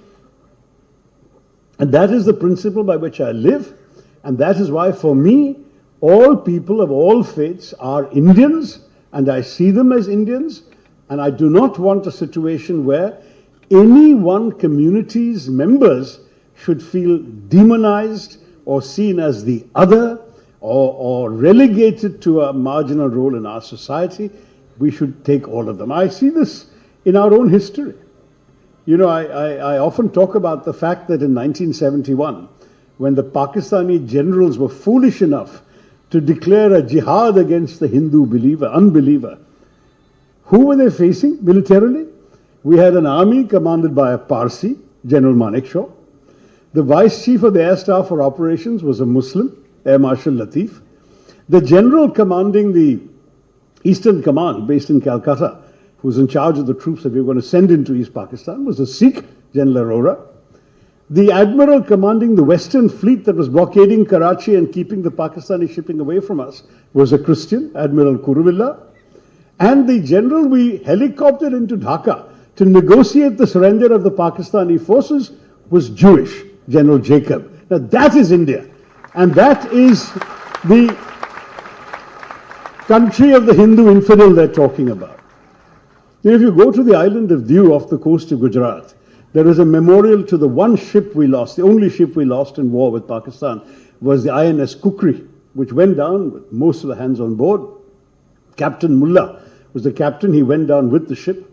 And there is a memorial to the Kukri itself, a little model, and then there is a wall with all the names of those who perished on board the Kukri, soldiers, sailors, Jawans.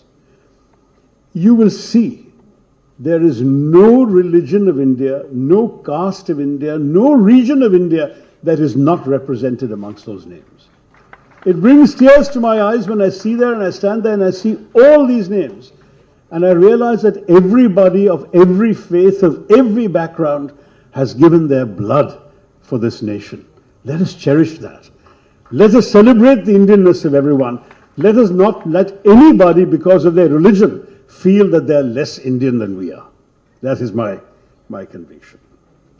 North versus South. I think that was a question that perhaps Mr. Gurumurthy and I would answer differently. I believe that our federalism is really in trouble. The Prime Minister speaks of cooperative federalism, but it seems that the states are the only ones who are expected to cooperate, whereas the union government operates at its own sweet will.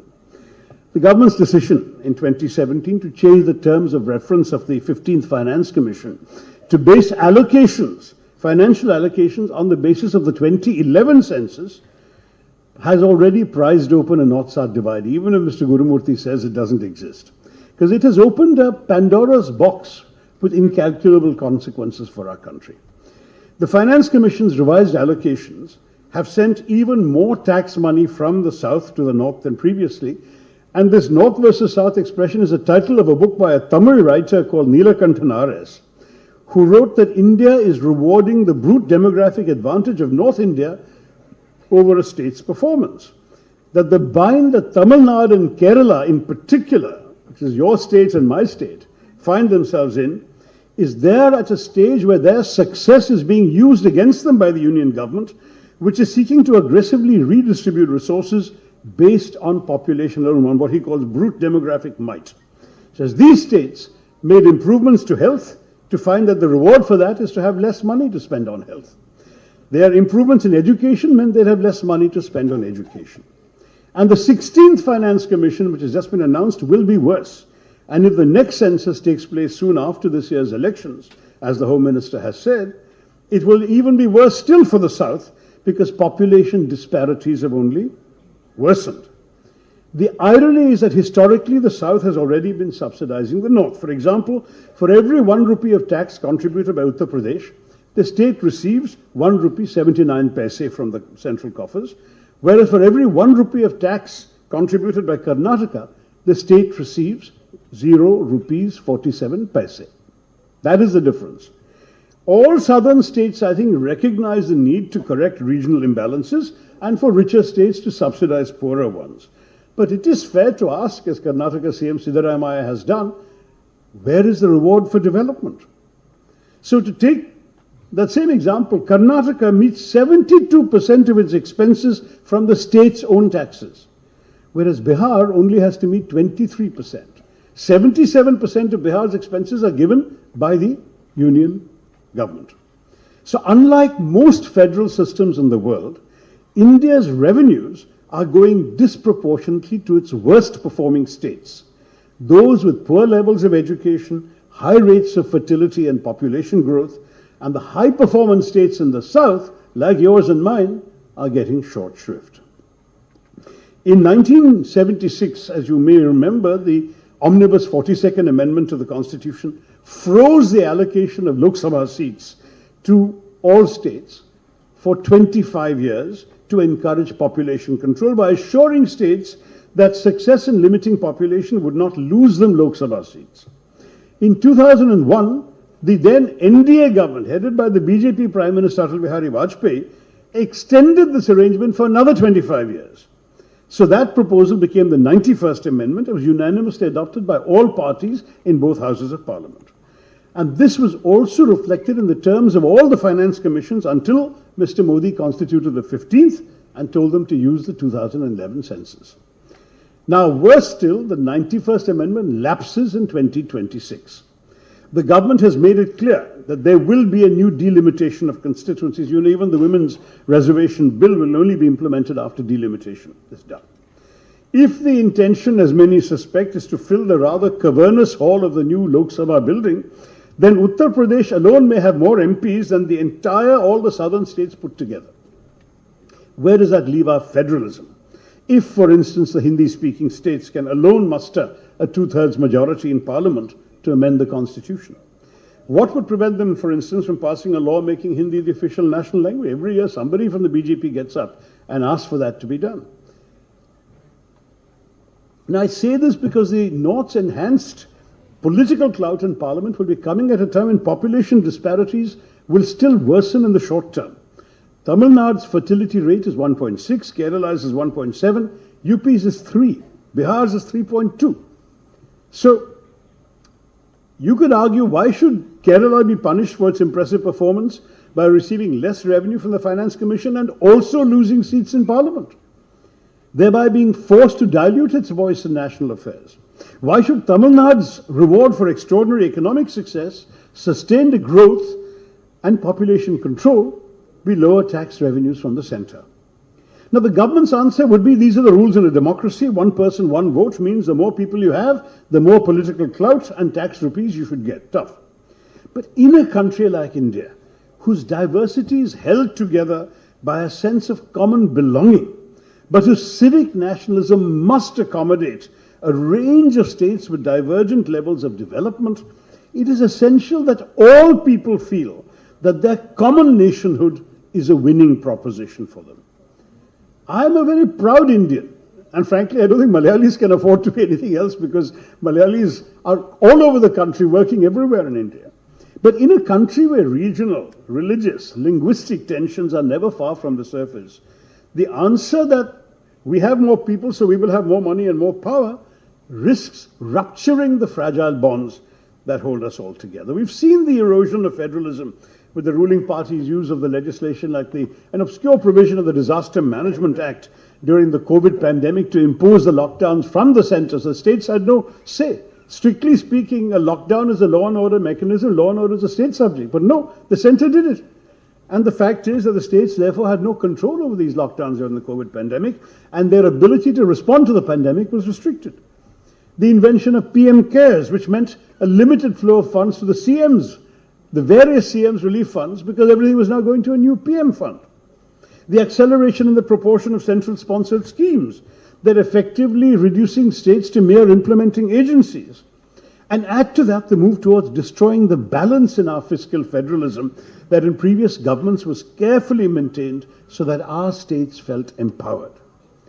And you have to know, funds transferred to states from the union government has gone down in each of the last 3 fiscal years, from 4,60,575 crores in 2021-22 to just 3,59,000 in 23-24. A similar trend can also be seen in the devolution of tax revenues. The state's share of tax revenues has come down to just 30.4% in the last budget, whereas in the 14th Finance Commission, states used to get 42%. So we are in a situation where this government has increased its own financial powers at the expense of the states. And on top of that, they've also increased the cesses and surcharges, which do not need to be shared with the states. So in 2011-12, the last figure I saw for the UPA government, cesses and surcharges was 8.16% of gross tax revenue. Under this government, it has tripled to 28.08% of gross tax revenue. Now, the question is, if over 10 years you can more than triple the amount of money you're getting that you can spend in the center and not spend in the states, what happens to our federalism? And I do worry about the Hindi, Hindutva, Hindustan politics of this government, because this culture of Aryavrat domination that infects the attitudes of some has already raised disquiet amongst many, many southern politicians. Maybe Mr. Gurumurthy and others here may not feel it's such a big issue. I think it's a very serious issue because the financial and political consequences of all of this threaten the very unity of India. If the South faces political disenfranchisement to go along with a sense of financial victimization, then that combination is absolutely bound to generate resentments that can spill over beyond the confines of our routine politics. I don't want the unity and integrity of India to be threatened in any way. And like every Indian, I rejoice in our successes and applaud our aspirations. But at the same time, we must ensure that we pursue this adventure in a more open and more equitable society. Sorry I took so long in answering that fourth question. The fifth one that I noticed from the Q&A that was going on was about ED. Now, you're all free to have your own views on who deserves to be investigated by ED, but it is more than slightly curious that somehow, however widespread corruption may be in this country, only opposition politicians attract the attention of the ED. I find that quite remarkable. And what is more, an opposition politician being investigated by the ED can suddenly become innocent if he just goes and joins the BJP. That's all that is required. There are half a dozen instances where this happens. Now, I think Mr. Gurumurthy is a man who believes in standards, who believes in integrity. I don't think that the ED, CBI, tax intelligence, IT raids and so on are anything but a political instrument of the government in power that targets only opposition politicians. And I don't think that is healthy for our country. Finally, on the sixth point, which of course is the one that, my gosh, I've already taken most of the time Mr. Gurumurthy gave me, so maybe I'll skip the speech and just end with this. The sixth point was on the Ram Mandir inauguration. And I can see that there are many, many areas we can talk about. I must say I have some sympathy for Mr. Devakumar Dikshita, who came and talked about the missing Dhwaja Stambham, because the fact is that in Kerala all temples have a Dhwaja Stambham, and we following the Agama Shastras would normally expect this temple to have that. I'm not sure it's accurate to say there are no Agamas in the north. The Agamas are written everywhere, and as far as I'm aware, that Shastra applies in many northern temples also, but each temple has its own distinctive style. It's also part of the diversity that Hinduism celebrates. But having said that, when the four Shankaracharyas are all saying this is an incomplete temple, it cannot have a prana pratishtha at this time, the temple must be fully complete, and the prana pratishtha cannot be performed by a political leader, it has to be performed by a religious leader. I must say, as a Hindu, I find that a very persuasive argument. I don't think, fortunately I was not invited, so I don't have to be accountable for going or not going right now. And let me tell you, I do intend to go, but not on the 22nd of January. Because the 22nd of January for an incomplete temple is a date chosen by a prime minister for his own political benefit ahead of the elections. Let's be very honest about that.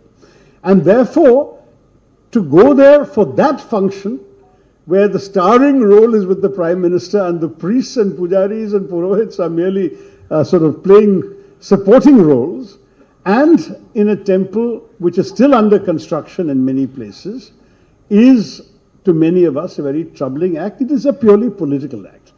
And I would love to see politics and Hinduism kept separate from each other. I don't believe that ours is a religion that prescribes any role for politicians in its conduct. Of course, kings were always powerful in the ancient days. And at the same time,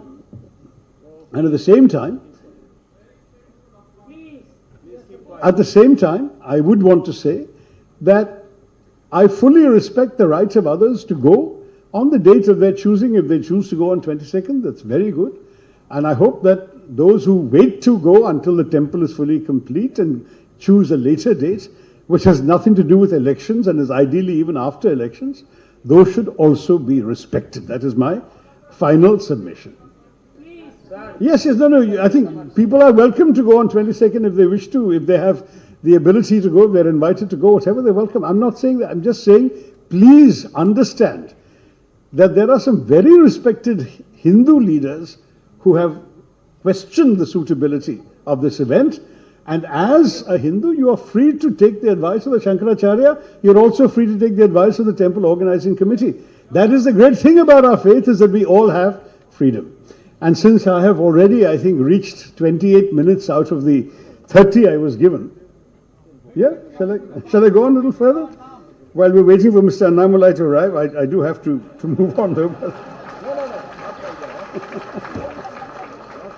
No, I have plenty. I actually came with a text which I'm not going to bore you with now, but let me say a couple of things that's worth saying. You know, I've often said that, you know, when I came here, I expected to be speaking after Mr. Annamalai, and I thought that, you know, it's also true. There's a very well-known saying that any truism about India can be immediately contradicted by another truism about India. And anything you can say about India, the opposite is also true. So our country's national motto emblazoned on the governmental crest is Satyameva Jayate. Truth alone triumphs, but you can ask the question, whose truth? And it's a question to which there are at least 1.4 billion answers if the absence of a census for the last 13 years hasn't underestimated us again. But that sort of an answer is no answer at all, and so another answer to this question has to be sought. And this may lie in a simple insight that I would like to offer you, which is that the singular thing about India is that you can only speak of it in the plural. There are, in the hackneyed phrase, many Indias.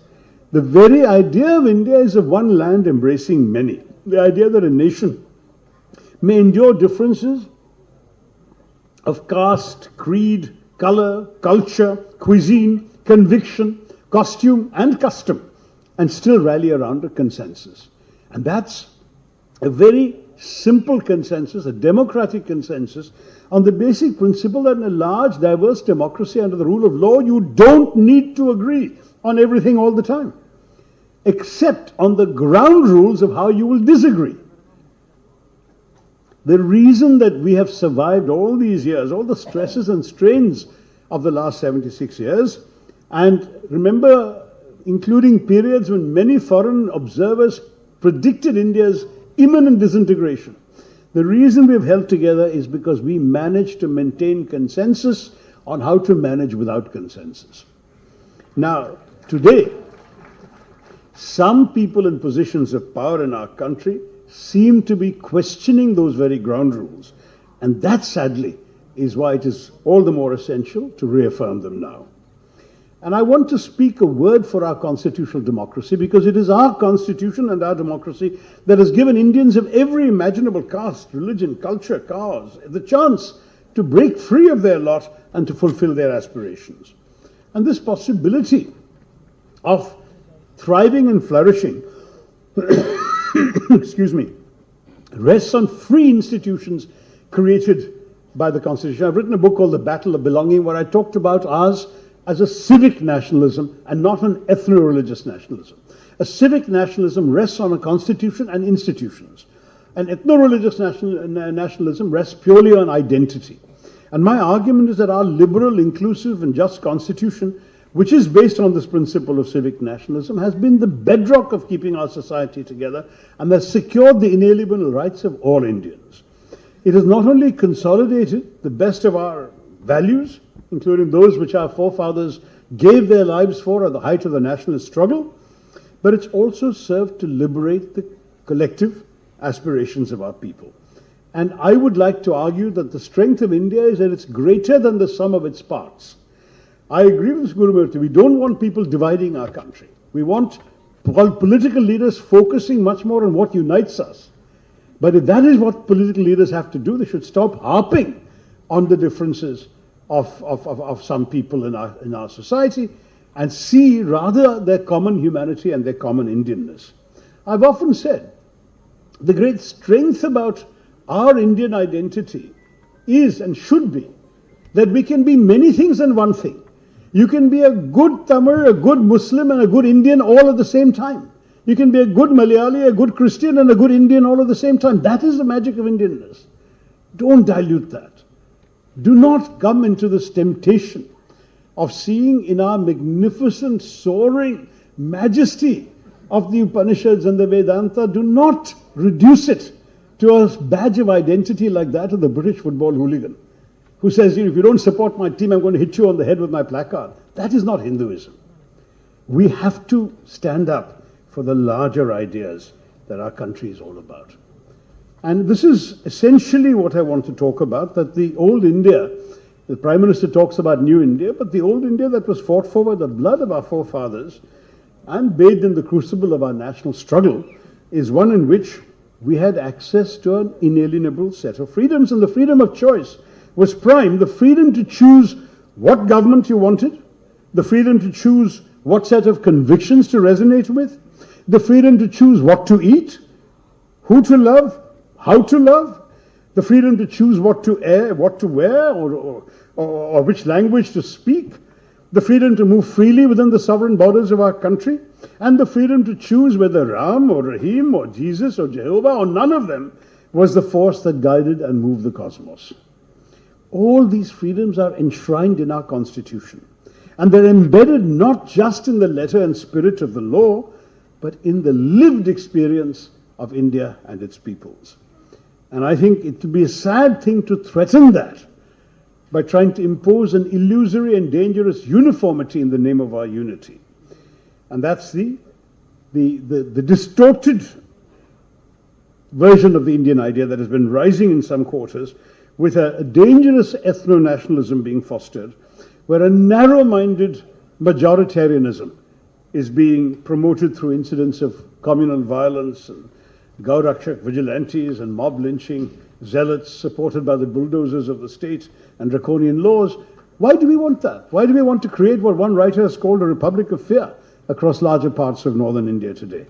Why not celebrate instead the liberty, the equality, the fraternity, a word that really appealed to Dr. Ambedkar, that our Constitution pledged to give us? And also we must, I'm sure Mr. Annamai will come. I've seen one of his speeches on YouTube where he talks about the economy and technological advances.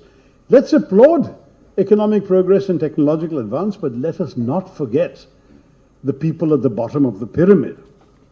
The fact is that many of the young people who voted for this government 10 years ago, in the expectation of getting jobs, getting a job, and who still don't have a job, what do we say to them?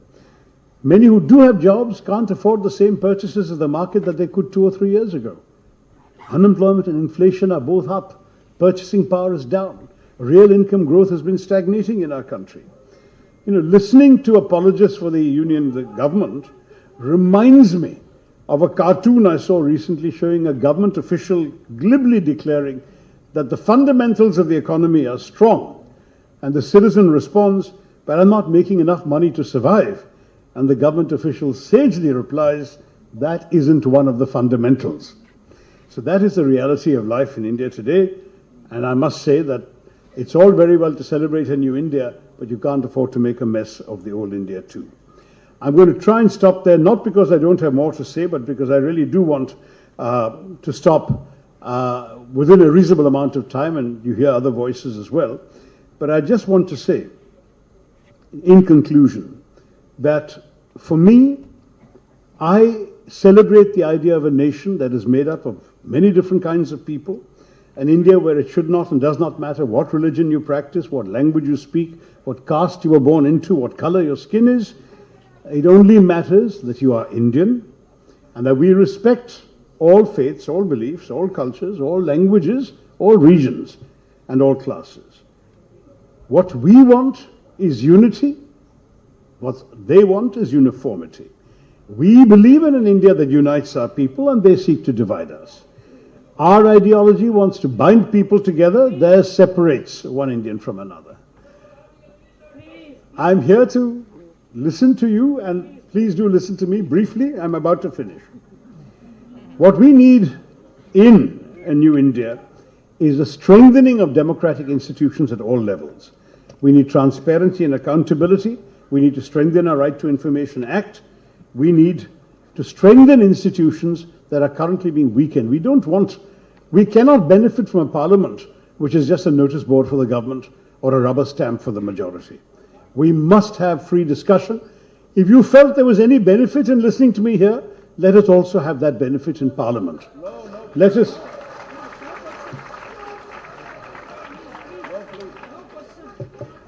have in our new India a leadership that empowers people and harnesses their collective strength in the pursuit of national objectives, not someone who sees people as instruments of his own power. I want to say very simply, we've heard a lot of exhortations in our country. Make in India, Digital India, Startup India, Stand Up India, Sit Down India, Shut Up India. I've heard that too. I want an India where there is consultation, where there is dialogue, where you will listen to me and I will listen to you. We must never speak of India shining without asking who India is shining for. And I hope that we will promote policies that both follow, that both deliver higher economic growth and also ensures that the benefits of our growth are enjoyed by the poor and disadvantaged sections of our society. The choice, to my mind, is clear. We can have a new India that belongs to all of us, led by government that works for all of us, or we can have a new India that belongs to some and serves the interests of a few. Let us choose an India that embodies hope, not one that promotes fear. We can support a new India united and striving, not an India divided by hatred. Let us remain faithful to the founding values of the 20th century if we are to conquer the challenges of the 21st century. Let us create an India that truly becomes an India shining, but it must shine for all. Thank you very much. Jai Hind.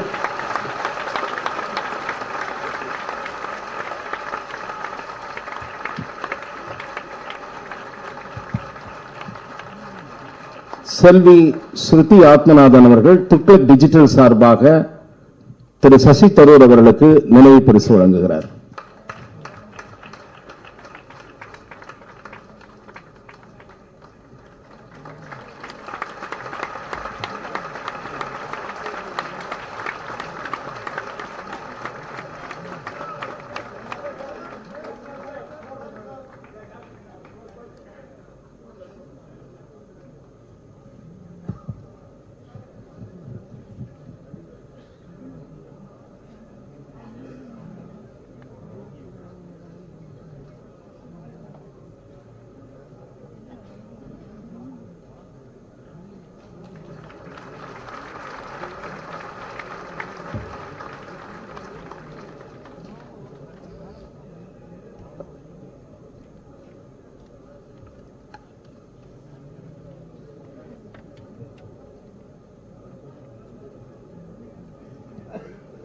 Annamalai இங்கே இருந்திருந்தாக்க ஏதாவது பிரச்சனை இருக்கும்னு நினச்சேன் நான்.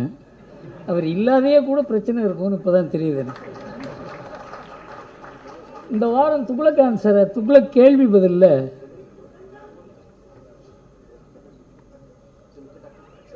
இந்த வாரம் கேள்வி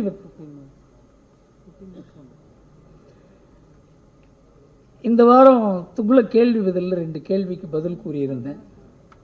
அதுதான் துக்ளக்கினுடைய பாரம்பரியம்.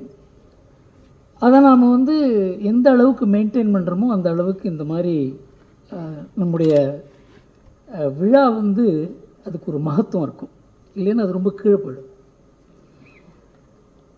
அதாவது பாரத பிரதமர் என்று கூறியிருக்கிறாரே ஸ்டாலின் திருச்சி சபையில் அப்படின்னு கேட்டார்.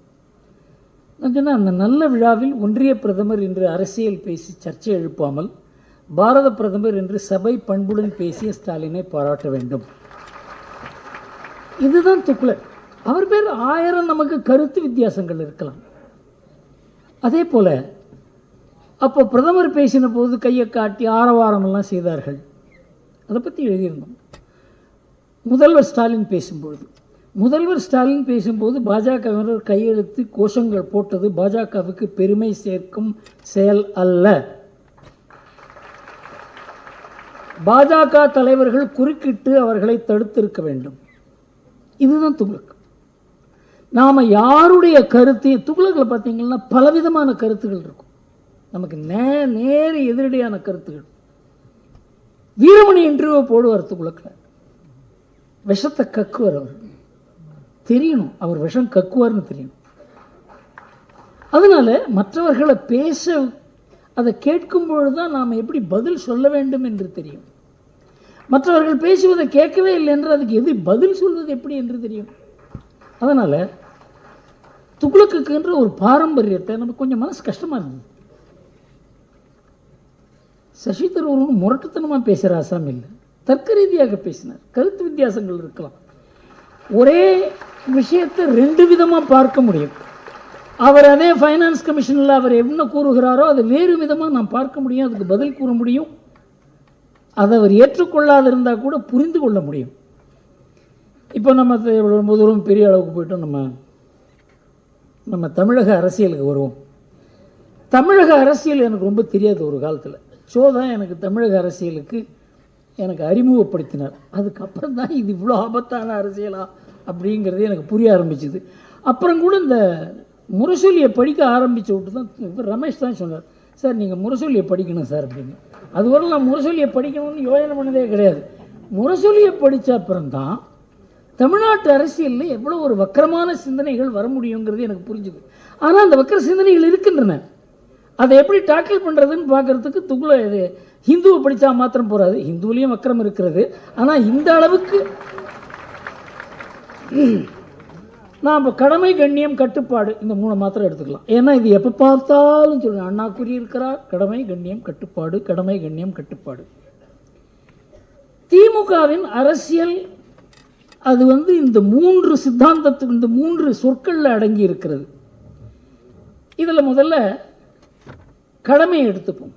கடமை மிகு கட்சி, இந்த கட்சிக்காக உயிரை கொடுக்கறது. ஏன்னா நான் பார்த்துருக்கேன் 1967 71 தேர்தலில் காங்கிரஸில் இருந்திருக்கேன். நான் உங்களுக்கு ஆச்சரியமாக இருக்கலாம், ஒரே ஒரு கட்சி நான் இருந்தது காங்கிரஸ் கட்சி தான். காமராஜ் இருந்தபோது இருந்தேன். அப்போது இந்த டிஎம்கேனாலே ஒரு பயம், கல்லெடுத்து அடிப்பாங்களோ, மீட்டிங்கில் பாம்பை விட்டுருவாங்க, மீட்டிங்கில் மாடெல்லாம் விடுவாங்க. உங்களுக்கு தெரியாது. அதாவது காங்கிரஸுங்கிறதுக்கு இந்த சசி தரூர் மாதிரி வச்சுங்களேன், இவர் மாதிரி ஒருத்தர் மீட்டிங் பேசும்போது மாட்டை விட்டால் என்ன பண்ணுவாங்க? இந்த மாதிரி அரசியல் 1960களில் 70களில் தமிழ்நாட்டில் தாண்டவம் ஆடியது. அந்த பீரியடில் நான் காங்கிரஸில் இருக்கேன். 71 எலெக்ஷன் முடிஞ்ச உடனே நாங்கள் அடிபடாதவங்களே கிடையாது, ரத்த காயம் இல்லாதவங்களே கிடையாது மயிலாப்பூரில். ஏன்னா மயிலாப்பூரில் அவங்களுக்கு ஒரு தனி மயிலாப்பூர் பேரில் ஒரு கவனம் உண்டு. அதனால் அந்த மாதிரி அரசியல் சூழ்நிலையில். ஆனால் ஒன்று பார்த்தேன், அவங்கள்ட்ட பயத்தில் ஈரத்துணியை போட்டுக்கிட்டு வேலை பண்ணுவாங்க திமுக தொண்டர்கள். அந்த மாதிரி தொண்டர்கள் காங்கிரஸில் இல்லை. அந்த வித்தியாசத்தை நம்மால் பார்க்க முடிஞ்சது. அப்போ அந்த கட்சியில் அவ்வளோ தீவிரமாக கட்சி பற்று, கொள்கை பற்று, தலைவர்கள் பேரில் மரியாதை இருக்க அந்த கட்சியில் இன்றைக்கு நிலைமை எப்படி இருக்கு? அது எப்படி அந்த கடமை மிகு கட்சியில் கொள்கைக்கும் கட்சிக்குமான கடமை குடும்பத்துக்காக மாறிய சரித்திரத்தை நாம் புரிந்துக்கல இல்லையா? அந்த கடமை என்பதற்கு இன்றைக்கு திமுகவில் என்ன அர்த்தம் என்று தெரியாது. சித்தாந்த அரசியலை கொஞ்சம் கொஞ்சமாக வாரிசு அரசியலாக மாற்றினார் கருணாநிதி. அவர் ரொம்ப அழகாக நைஸாக பண்ணுவார் எதை பண்ணாலும். நான் தான் நினச்சிருந்தேன் இவருக்கு ஹிந்தி தெரிஞ்சிருந்தாக்கா நாடு என்ன ஆயிருக்குமோ அப்படின்னு கூட ஆகும். அந்த மாதிரி ஒரு அறிவு கூர்மை, அந்த மாதிரி ஒரு விஷயத்தை, தனக்கு எதிரான விஷயத்தை கூட தனக்கு எப்படி சாதகமாக மாற்றுவது என்பதை அவர் அழக்கூட அழுவார் சில சமயம். அந்த மாதிரி நான் ஒரு 1967 தான் நினைக்கிறேன் ஒரு மீட்டிங், ஒரு ஏழை எப்படி இருப்பான்னு வர்ணிச்சார் சார். ஆடிப்போட்டேன் நான். அது ஒரு ஏழை கேட்டான்னாக்க நம்ம இவ்வளோ அவருக்கு ஏழ்மைக்கு சம்பந்தமே கிடையாது. ஆனால் ஏழையை வர்ணிக்கிறத அப்படி வர்ணிச்சார் அவர். அதனால அவருக்கு ஒரு இம்மென்ஸ் கெப்பாசிட்டி உள்ள ஆசாமி. அவர் என்ன பண்ணார்? திமுக ஒன்றும் சங்கரமடம் அல்ல, வாரிசு யார் என்று கூறுவதற்கு இப்படிதான் ஆரம்பித்தார். ஆனால் வாரிசு அவர் நியமிக்கிறதுன்னு முடிவு பண்ணிட்டார். ஆனால் ஆரம்பித்தது எப்படி ஆரம்பித்தார்? நானா வாரிசா? அங்கிருந்து அடுத்தது ஒரு வாய்ப்பு கிடைத்தால் போட்டியின் போது ஸ்டாலின் பெயரை நிச்சயமாக முன்மொழிவேன். கட்சியின் பொதுச் செயலாளர் அன்பழகன் அவர் பெயரை முன்மொழிந்து விட்டதால் நான் அதை ஆதரிக்கிறேன். எவ்வளவு கிளவரா மாத்திர பாருங்க. இது 2013. இறுதியாக அவர் மு.க. ஸ்டாலின் முதல்வராவதற்கு வாய்ப்பு வர வேண்டும் என்றால் இயற்கை எனக்கு ஏதாவது செய்தால்தான் உண்டு. 2016 ஊழி எழுதிட்டு வர 30 வருஷம் ஆச்சு. இந்த கடமை உணர்வோட இந்த கட்சிக்கு உயிரை கொடுக்கிற தொண்டர்கள் இவங்க மனசை கொஞ்சம் கொஞ்சமாக மாற்றி தன் குடும்பத்துக்கு சாதகமாக கொண்டு வந்து தன் புள்ள கையில் கொடுக்கறதுங்கிறது அவ்வளோ ஈஸியான விஷயம் கிடையாது. இந்த கடமை என்பது கட்சிக்கு இல்லை, குடும்பத்துக்கு என்று மாற்றின ஒரு பெரிய பெருமை அந்த அந்த அச்சீவ்மெண்ட்டை அவருக்கு உண்டு. ஆனால் ஸ்டாலின் கிட்டேருந்து உதயநிதிக்கு ஒரே ஒரு ஆண்டில் முடிஞ்சு போச்சு சார். 2014 உதயநிதி சொல்கிறார், எனக்கு அரசியல் ஆசை இல்லை. 2016 சன் டிவி இன்டர்வியூவில் ஸ்டாலின் சொல்கிறார், என் மகனோ மருமகனோ அரசியலுக்கு வரமாட்டார்கள். 2019 உதயநிதி இளைஞரணி செயலாளராகிறார். 2018 எந்த சூழலிலும் நான் தேர்தலில் நிற்க மாட்டேன். 2021 தேர்தலில் போட்டியிடுகிறார்.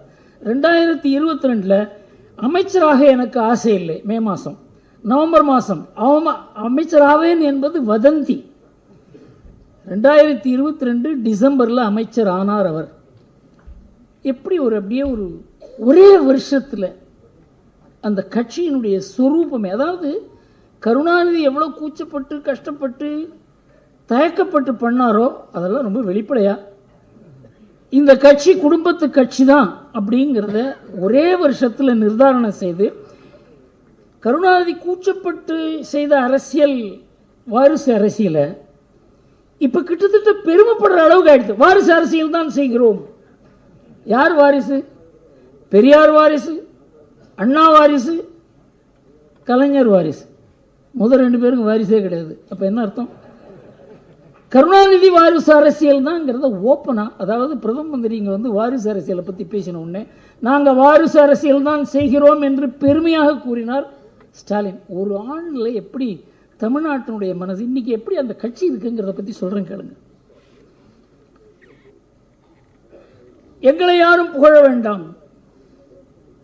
அசம்பிளியில் சொல்கிறார் ஆகஸ்ட் மாதம் 2019 சட்டசபையில், நாங்களே எங்களை புகழ்ந்து கொள்வோம்.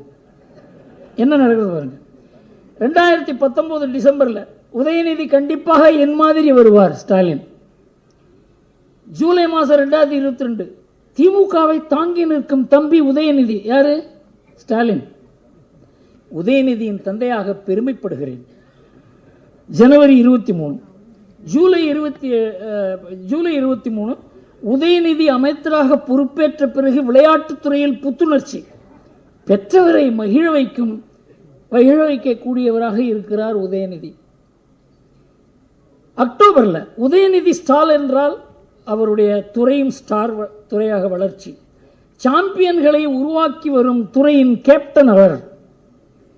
அப்புறம் நவம்பரில் ரொம்ப அழகாக சொல்கிறார், தான் வளர்த்த பிள்ளை தானே தன் கடமைகளை முனைப்புடனும் சிறப்புடனும் நிறைவேற்றும் ஆற்றலை பார்த்து மகிழும் தாயின் மனநிலையுடன் தம்பி உதயநிதியின் செயலாற்றலை கண்டு மகிழ்கிறேன். வேற யாரும் புகழ வேண்டாம், நான் புகழறேன். அது பாருங்க. அடுத்தது அவர் இந்திய அளவில் முதல்வருக்கே முதல்வராக திகழ்கிறார் மு.க. ஸ்டாலின். யார் சொல்றது? உதயநிதி. நம்பர் 1 முதல்வர் ஸ்டாலின். மு.க. ஸ்டாலின் சிறப்பாக செயல்பாடு காரணமாகவே உள்ளாட்சி தேர்தலில் திமுக வெற்றி. இந்தியாவின் நம்பர் 1 முதலமைச்சர் என்ற பெயருடன் திராவிட மாடல் ஆட்சியை நடத்தி வருகிறார் நம் முதலமைச்சர். முதல்வர் மு.க. ஸ்டாலின், தோனி இருவரும் உழைப்பால் உயர்ந்தவர்கள். ஸ்டாலின் நன்றாக கிரிக்கெட் விளையாடுவார். அவர் பந்து வீசினால் யாரும் விளையாட முடியாது. இதெல்லாம் ஒரு குடும்பத்து அரசியல். அது வெளியில் இந்த அளவுக்கு பிரசித்தமாக பேசப்படுகிறது. இதெல்லாம் பார்த்து பத்திரிகையெல்லாம் மௌனமாக இருக்கிறார்கள். இந்த சசி தரூர் சொன்னார், இதெல்லாம் கேள்வி கேட்கணும். இதெல்லாம் யாருமே கேட்க முடியாது. தமிழ்நாட்டில் there is no media which questions any of these petty statements which are being made. I don't know whether they could translate it in the way in which it appeared in the media. இதை பார்த்தா அங்கே மற்ற அமைச்சர்கள்லாம் என்ன பண்ணுவாங்க, கையை பேசிட்டு உதயநிதியின் புத்தி கூர்மை. ப்ளீஸ்.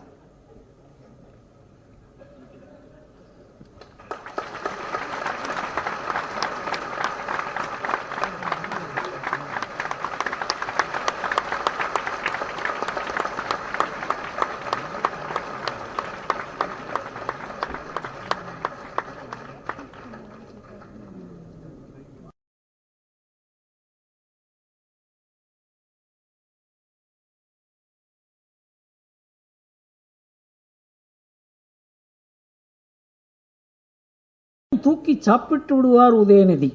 துரைமுருகன், கருணாநிதியுடன் இருந்தேன், ஸ்டாலினுடன் இருக்கிறேன், உதயநிதியுடனும் இருப்பேன், அவரது மகனுடனும் இருப்பேன்.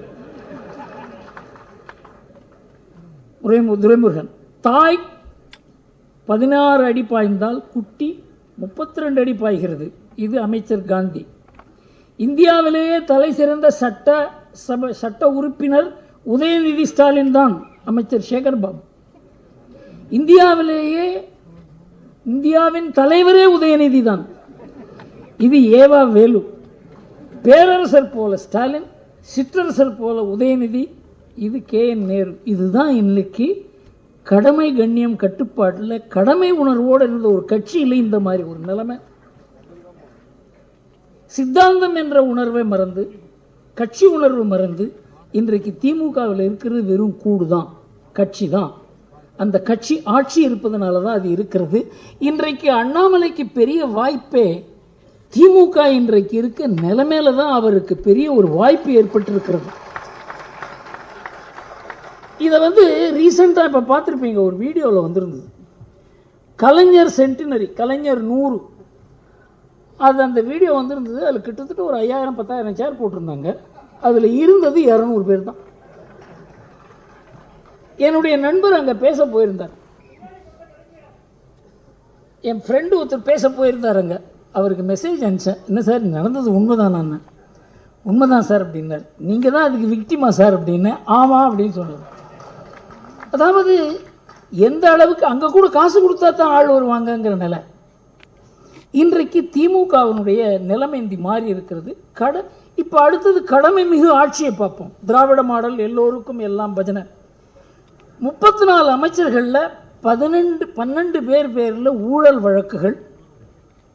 அவர்கள்டேந்து இடி கைப்பற்றிய தொகை 82 கோடி.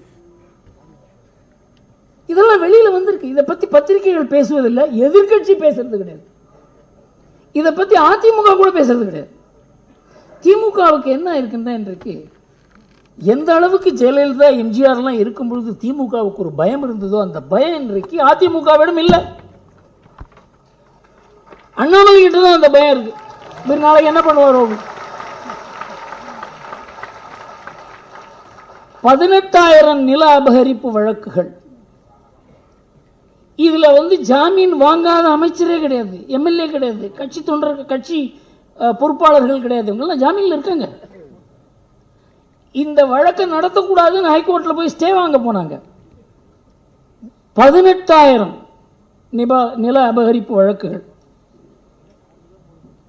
இந்த எத்தனை சதவிகிதம் உங்கள் வாக்குறுதிகளை நீங்கள் நிறைவேற்றிருக்கீங்கன்னு அப்பப்போ மீடியாவில் கேட்பாங்க.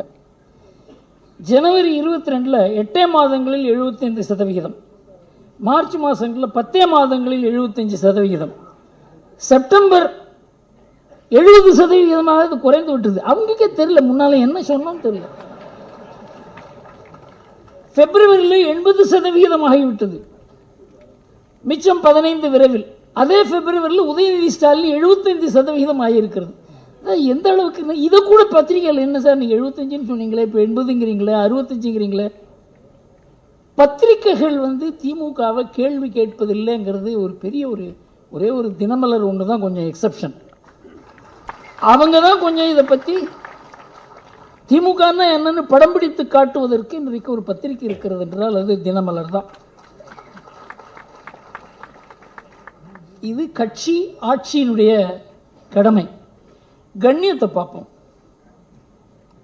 உங்கள் அப்பா வீட்டு சொத்தா என்று பேசிய உதயநிதியை பார்த்து அந்த அம்மா கொஞ்சம் டீசென்ட் லேடி, அவங்க வார்த்தையை அளந்து பேசுங்க, கண்ணியமாக பேசுங்கன்னு சொன்னாங்க. அதுக்கு இவர் நம்ம பதில் சொன்னார், யார்கிட்ட எப்படி பேசணும் என்று எங்களுக்கு பெரியார், அண்ணா, கலைஞர்கள் சொல்லி கொடுத்துருக்காங்க, அப்படி நாங்கள் செய்வோம். நான் அவருக்கு சில சஜஷன்லாம் கொடுக்கலாம் பார்க்குறேன். ஈவேரா, அண்ணா, கருணாநிதி யார்கிட்ட எப்படி பேசணும் என்று சொல்லி கொடுத்துருக்கிறார் பாருங்கள். முதல்ல பெரியார் ரம்ஜான் கூடுதலில் என்ன பேசலான்னு பெரியார் சஜஷன் கொடுத்துருக்கார். பாப்பானுக்கு பயந்தும் முஸ்லீம்களுக்கு அதிக இடம் கொடுத்து வந்தோம், அதன் பலனை இன்று அனுபவிக்கிறோம். இது சாணியை மிதிக்க அசிங்கப்பட்டு மலத்தின் மேல் காலை வைத்து நேர்ந்த பழமொழியாக மாறிவிட்டது. மைனாரிட்டிகளுக்கு அளிக்கும் சலுகையும் உரிமையும் துரோகம், பச்சை துரோகம். இதை தான் பெரியார் சொல்லி கொடுத்துருக்காரு. மைனாரிட்டி மீட்டிங்கில் இதை பேசுவாங்களா? தாழ்த்தப்பட்ட ஒரு மாநாட்டில் என்ன பேசலாங்கிறத சொல்லியிருக்கார் பெரியார். பறச்சி புலைச்சி எல்லோரும் ரவிக்கை சட்டை போட ஆரம்பிச்சுட்டா அதனால் துணி விலை உயர்ந்து விட்டது. பள்ளு பறையனெல்லாம் படிக்க ஆரம்பிச்சிடானுங்க, அதனால வேலையில்லா திண்டாட்டம். சசி இல்லைங்க, அதை கேட்கலாம். இது இந்த பெரியாரை தான் அவர் சொல்லியிருக்காரு. இவர் எங்களுக்கு சொல்லி கொடுத்துருக்காரு என்ன பேச வேண்டும் என்று. தமிழ் மாநாட்டில் தமிழை நான் ஒரு காட்டுமிராண்டி மொழி என்று 40 ஆண்டுகளாக கூறுகிறேன். தமிழ் காட்டுமிராண்டி காலத்து மொழி. தமிழ் ஒரு நியூசன்ஸ். தமிழ் புலவர்கள் பொய்யர்கள், சமூக எதிரிகள். இவரைத்தான் சொல்கிறார் நிர்மலா சீதாராமன். எங்களுக்கு பெரியார் சொல்லி கொடுத்துருக்காரு எப்படி பேசலாம்னு சொல்லி. திமுக மகளிரணி மாநாட்டில் என்ன பேசலாம்? அவர் பெண்கள் சுயேட்சைக்கு கர்ப்பம் கொடிய விரோதி, எனவே பெண்கள் கண்டிப்பாக பிள்ளை பெறுவதை நிறுத்தியே ஆக வேண்டும். ஆண்கள் 2 வைப்பாட்டி வைத்துக் கொண்டால் பெண்கள் 3 ஆசை நாயகர்களை வைத்துக் கொள்ள வேண்டும். இதுதான் பெரியார் மண். இந்தி கூட்டணியில் என்ன பேசலாம்னு சொல்றோம். தேசிய காங்கிரசும் காந்தியும் அழிந்தொழிவது ஏழை மக்களுக்கும் சமத்தன்மத்துக்கும் அவசியம்.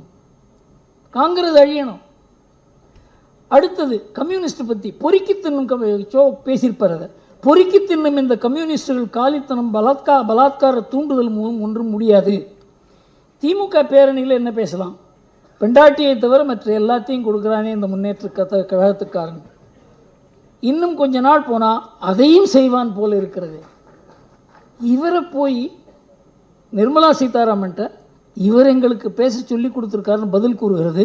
எந்த பத்திரிகையும், எந்த அரசியல் கட்சியும், எந்த தலைவரும் உங்களுடைய தந்தை இதை கூறியிருக்கிறார் என்று கூறுவதற்கு தமிழ்நாட்டில் நாதி இல்லை, துக்ளக்கை தவிர.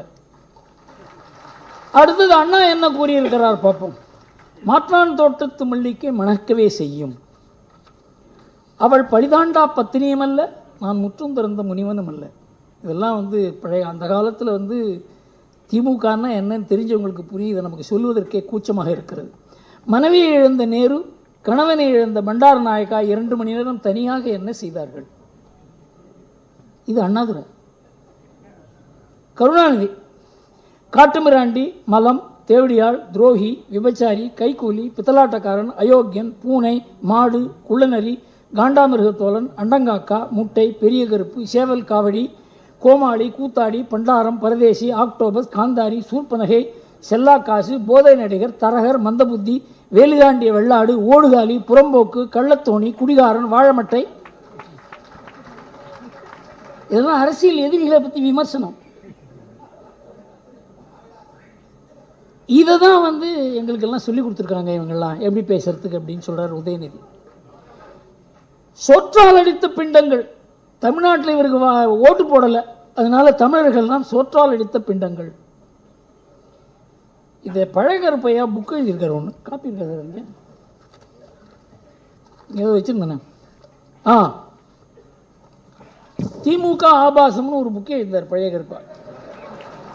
அவர் அங்கேயே போய் சேர்ந்தார். ஆனால் அந்த காலத்தில் என்ன விலை தெரியுமா? அது 15 பைசா தான். இது யாராவது பிரிண்ட் பண்ணி போட்டால் கூட தேவையில்லைன்னு தோணுது. இப்போ நாய்கறி உண்ணும் நாகாலாந்து மக்கள் இப்போ திராவிட மாடல் பேச்சு. இன்றைக்கு யாரோ ஒருத்தன் தமிழ்நாட்டில் தமிழ்நாடுன்னு சொல்லக்கூடாது என்று புலம்பிக்கிட்டு இருக்கானே ஸ்டாலின். உதவாங்க போறாடா, டேய் உட்கார்றா, என்ன பேசுற, என்னையா என்னையா நீ மந்திரி தானே, நீ மந்திரி தானே.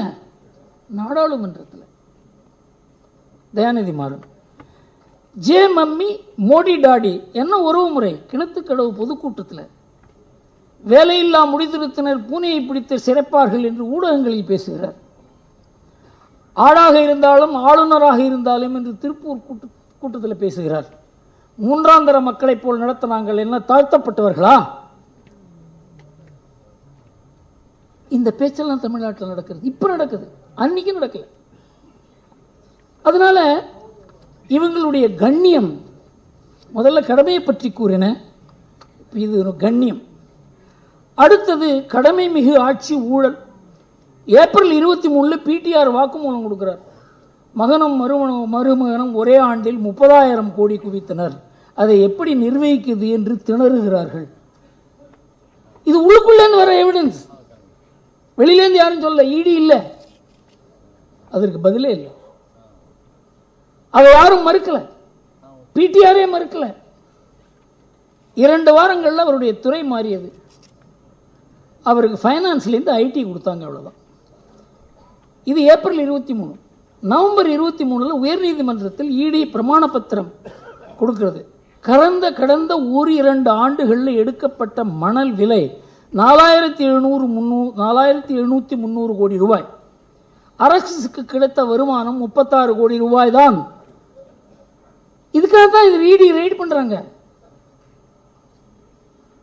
34 அமைச்சர்களில் 12 அமைச்சர்களில் ஊழலுக்கு சொன்னேன்.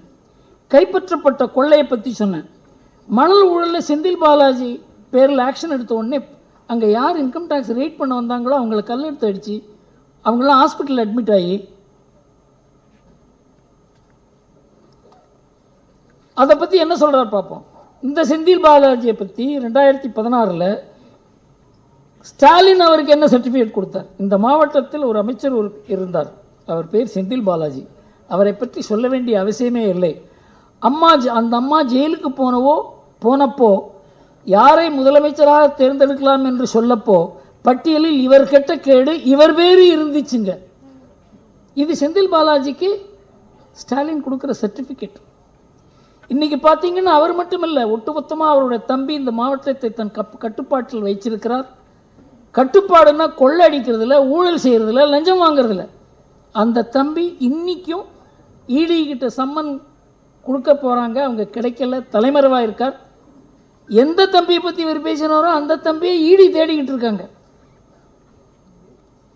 இப்போ செந்தில் பாலாஜியை அவர் அமைச்சராக வைத்திருக்கிறார். அது இந்த வழக்குகள் நீதிமன்றத்துக்கு போச்சு.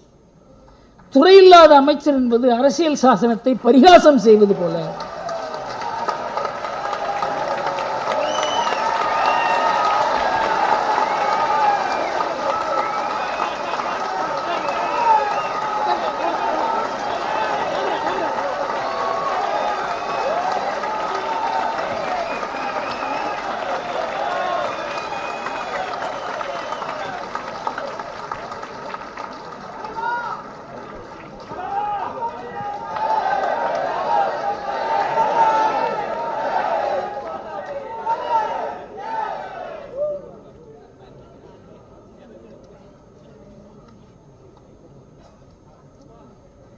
இவர் அமைச்சராக வச்சிருக்கிறதுக்கு நீங்கள் கூச்சப்படணுங்கிற மாதிரி கிட்டத்தட்ட கோர்ட் சொன்ன அப்புறமும் இன்னும் அவர் அமைச்சராக இருக்கிறார். இந்த சமயத்தில் தான் இவங்கெல்லாம் என்ன பண்ணாங்க, ஒரு சாதகமான சூழ்நிலை வரும்போது சாதகமான ஒரு நீதிபதியை வச்சு சாதகமான ஒரு தீர்ப்பு வாங்குவது என்பது இப்போ வழக்கமாகிவிட்டதுனால இந்த ஆனந்த் வெங்கடேஷ்ன்ற ஒரு ஜட்ஜு கண்ணில் இது மாட்டிடுது. அவர் என்ன பண்ணார், அந்த வழக்கினுடைய விசாரணை செய்த அந்த தீர்ப்பெல்லாம் வாங்கினார். அவர் பார்த்தார் 4 நாளில் 1173 விட்னஸஸை எக்ஸாமின் பண்ணது, வாக்குமூலத்தெல்லாம் படித்து 370 ஆவணங்களை படித்து 280 பக்கத்தில் ஒரு நீதிபதி தீர்ப்பு கொடுத்து பொன்முடி பேரில் ஒரு தவறு இல்லை, குற்றமற்றவர், அவர் நியாயமானவர்ங்கிறது ஒரு தீர்ப்பு எழுதினாக்க அதை படித்து பார்த்துட்டு இது தவறான விஷயம்னு சொல்லி அவர் ஒரு முடிவெடுத்து அதை மாற்றுகிறார். அதுக்கு திமுக ஐடி விங்கிலேருந்து போடுறாங்க ட்வீட், பெரியார் கூறியிருக்கிறார், நாம் சட்டம் இயற்றினாலும் பார்ப்பான் நீதிபதியாக வந்து நிற்பான். எந்த மாதிரி ஒரு அரசியல் சூழ்நிலையை உருவாக்குறாங்க பாருங்க. மணல் குவாரி வழக்கு பெண்கள் இது வெறும் சொத்து குவிப்பு வழக்கு மாத்திரம் இல்லை. பொன்முடி பேரில் அவர் அது 96 2001 2006லேருந்து 2011 வரைக்கும் ஒரு 28 கோடி ரூபாய்க்கு செம்மண் திருடி இருக்கார் அவர் குடும்பம் அப்படின்னு அவர் பேரில் குற்றச்சாட்டு. அது நிலுவையில் இருக்குது. அதை எப்படியாவது ஹைகோர்ட்டில் போய் தடுக்கணும்னு பாட்டு நல்ல வேளை ஹைகோர்ட் அந்த கேஸை வந்து தடை செய்யக்கூடாது என்று அதை விசாரணை செய்ய வேண்டும் என்று கூறியிருக்கிறார்கள். நில அபகரிப்பு, நான் அதை பற்றி கூறினேன். 18,000 நில அபகரிப்பு வழக்குகள். அதில் பொன்முடி, நேரு, KPK ராஜா, சட்டமன்ற உறுப்பினர்கள் அன்பழகன், சவுந்தரபாண்டியன், திருச்சி மேயர் அன்பழகன், நெல்லை மாவட்ட செயலர் கருப்புசாமி பாண்டியன், வீரபாண்டி ஆறுமுகம், அமைச்சர்கள் பரிதி இளம்பரிதி, சுரேஷ் ராஜன், கருணாநிதி மகன் அழகிரி எல்லோரும் ஜாமீன் பெற்றிருக்கிறார்கள். வழக்கு நடக்கிறது.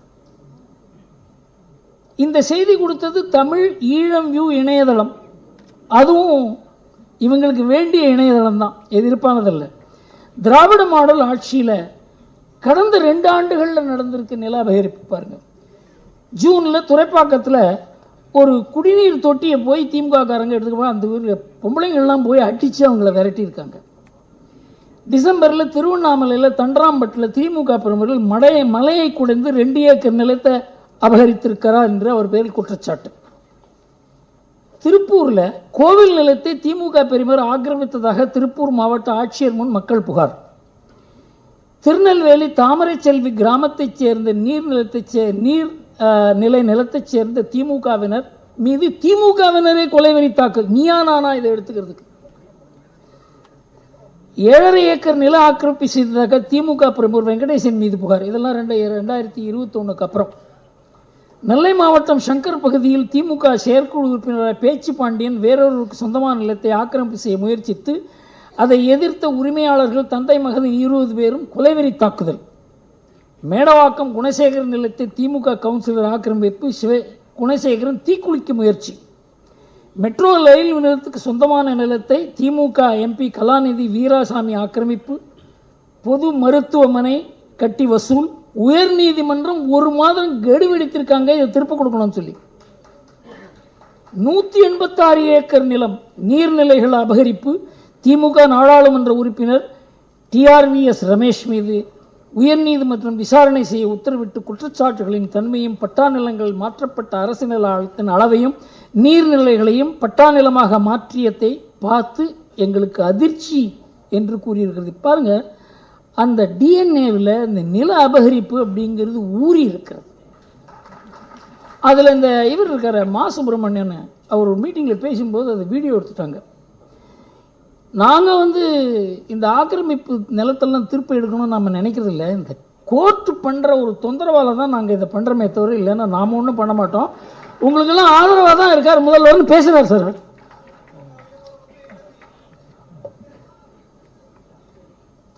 கட்டுப்பாடு, உட்கட்சி மோதல்கள் கிட்டத்தட்ட 3 பக்கம் இருக்குது.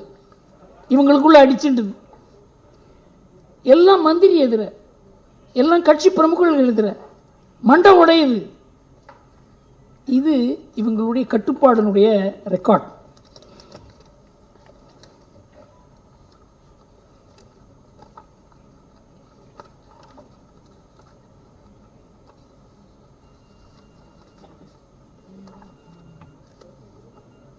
இதெல்லாம் பார்க்கிறார்.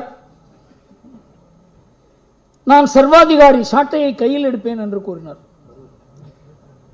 அதுக்கப்புறம் என் கட்சி அது யாரும் அது கேட்கவே இல்லை. இவர் சொல்றது யாருமே கேட்கறது கிடையாது. என் கட்சிக்காரர்கள் செய்யும் தவறால் எனக்கு தூக்கம் வரவில்லை. அப்புறம் பார்த்தார், நம்ம ஆளுங்க தான் கேட்கல, என்னடா பண்ணலான்னு பார்த்தா மற்றவர்களை பார்த்து சீண்டி பார்க்காதீர்கள். திமுகவையோ திமுக காரனையோ சீண்டி பார்த்தால் தாங்க மாட்டீர்கள். எங்களுக்கும் எல்லா அரசியலும் தெரியும். இது மிரட்டல் அல்ல, எச்சரிக்கை.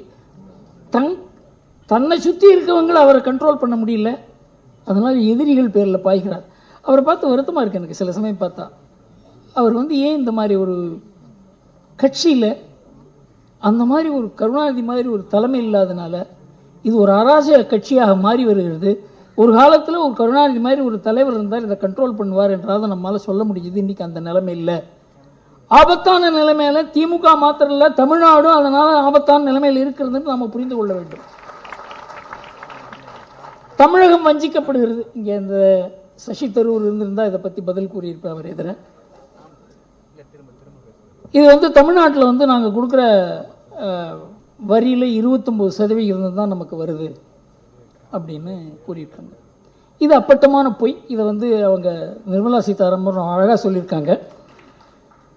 அவங்க இதை மத்திய அரசு கொடுப்பதோ இல்லது மாநில அரசு அது மத்திய அரசுக்கு கொடுத்து மத்திய அரசுக்கு திருப்பி கொடுப்பதோ இல்லை, அது ஃபைனான்ஸ் கமிஷன் தான் முடிவு பண்ணுறாங்க. அதை பற்றி சசி தரூர் கூறியிருந்தார். ஃபைனான்ஸ் கமிஷன் என்பது பல மாநிலங்களை அவங்க ஆலோசனை கேட்டு தான் அவங்க என்ன பண்ணணும்னு பார்க்குறாங்க. அவர் சொன்னார், அந்த மாநிலங்களில் ஜனத்தொகை அதிகமாக இருக்கிறதுனால அந்த மாநிலங்களுக்கு அதிகமாக பணம் போகிற மாதிரி ஒரு இதெல்லாம் ஃபிக்ஸ் பண்ணியிருக்காங்க அப்படின்ட்டு. நீங்கள் பார்த்தீங்கன்னா ராஜஸ்தான் மாதிரி ஒரு மாநிலம், உத்தரப்பிரதேசம் மாதிரி ஒரு மாநிலம், பீகார், அந்த வடமேற்கு பகுதிகள், அது எல்லாம் நம்ம எதிரிகள் அந்த மாநிலங்களை தாக்கக்கூடிய மாநிலங்கள். உத்தராகண்ட் இதெல்லாம் அந்த மாநிலங்களுக்கு உதவி அதிகம் கொடுக்கவில்லை என்றால் நாட்டினுடைய பாதுகாப்புக்கே ஆபத்து. இதை நாம் வெறும் அரசியலாகவோ பொருளாதார ரீதியாகவோ மாத்திரம் பார்க்கக்கூடாது. இதில் நாட்டினுடைய பாதுகாப்பும் இதில் இருக்கிறது என்பதை சசி தரூர் போன்றவர்கள் உணர வேண்டும். அவர் இருந்திருந்தால் அவர் முன்னால் கூறியிருப்பேன். ரெண்டாவது, இதை நம்ம தமிழ்நாட்டில் வந்த வெள்ளத்தை பேரிடராக அறிவிக்க வேண்டும் என்று இவர் மனு கொடுத்திருந்தார். பேரிடராக அறிவிப்பதற்கு சட்டத்தில் இடமில்லை என்று ஐக்கிய முன்னணி அரசு எந்த அரசில் திமுக பங்கேற்றதோ அதுவே 2013 உத்தராகண்டில் 5700 பேர் மூழ்கினார்கள். பெரிய வெள்ளம். அதை பேரிடரை அறிவிக்க வேண்டும் என்று ஒரு கோரிக்கை வந்தது. அப்போது திமுக பங்கேற்ற ஐக்கிய முன்னணி அரசு கூறுகிறது அதற்கு சட்டத்தில் வழி இல்லை. அந்த மாதிரி சட்டம் இல்லை. எந்தெந்த இடத்துல ஒரு பேரிடர் நடக்கிறதோ அங்கே போய் ஆய்வு செய்து அதுக்கு வேண்டிய பணம் கொடுப்பார்கள். கேரளாவுக்கும் அப்படி தான் நடந்தது, எல்லா மாநிலங்களுக்கும் அப்படி தான் நடந்தது. அதை வைத்து தமிழ்நாடு வஞ்சிக்கப்படுகிறது என்று கூறுவது அது முற்றிலும் தவறு. அதை நம்ம பத்திரிகைகளும் அதை எடுத்து எழுதுவதில்லை. பெரிய எதிர்கட்சி இப்போ அண்ணாமலை ஒருத்தர் இருக்காரோ ஏதோ பேச்சு நடக்குது, இல்லைன்னா அது நடக்கிறதுக்கு வாய்ப்பே இல்லை. அமலாக்கத்துறை துஷ்பிரயோகம் செய்யப்படுகிறதா? அமலாக்கத்துறை இது வரைக்கும் 1 லட்சம் கோடி ரூபா தவறான பணத்தை பிடிச்சிருக்காங்க. அதுக்கு உச்ச நீதிமன்றம் பாதுகாப்பு கொடுத்திருக்கிறது. ஏன்னா அதை போய் பிடுங்கணும்னு பார்த்தாங்க. இதில் வங்கி மோசடியில் 41,000 கோடி ரூபா பணத்தை பிடிச்சிருக்காங்க வங்கி மோசடி செய்ததில். அதில் மல்லையா, நிரவ் மோடி இவங்களெல்லாம் 22,000 கோடி ரூபா மோசடி செய்ததில் 19,000 கோடி ரூபா சொத்தை அவங்கள்ட்டேருந்து பிடிச்சிருக்காங்க அமலாக்கத்துறை. இதெல்லாம் யாராவது பேசுகிறாங்களா? அதை வங்கிகளுக்கு அதை விற்று 15,000 கோடி ரூபா திருப்பி கொடுத்துருக்காங்க இடி. லஞ்ச ஊழலை பொறுத்தவரையில் 5,400 கோடி ரூபா தான் இதுவரைக்கும் பணம் பிடிக்கப்பட்டிருக்கிறது. இதில் தான் பிரச்சனையே. இவ்வளவு பெரிய விஷயத்தை இடி பண்ணுறாங்க, அவங்க சொத்தெல்லாம் பிடிக்கிறாங்க. அதெல்லாம் ஒரு ஸ்டேட்மெண்ட்டு இடி நல்ல காரியம் பண்ணுறாங்கன்னு ஏதாவது ஒரு எதிர்கட்சி, ஏதாவது ஒரு பத்திரிக்கை, ஏதாவது ஒரு அறிவுஜீவி சொல்லி கேட்டிருக்கோமா? நம்ம இவ்வளோ நல்ல காரியம் பண்ணுறாங்களேன்னு. அவர்களை தொட்டால்தான் பிரச்சனை. கத்தையா பணம் கிடைக்குது.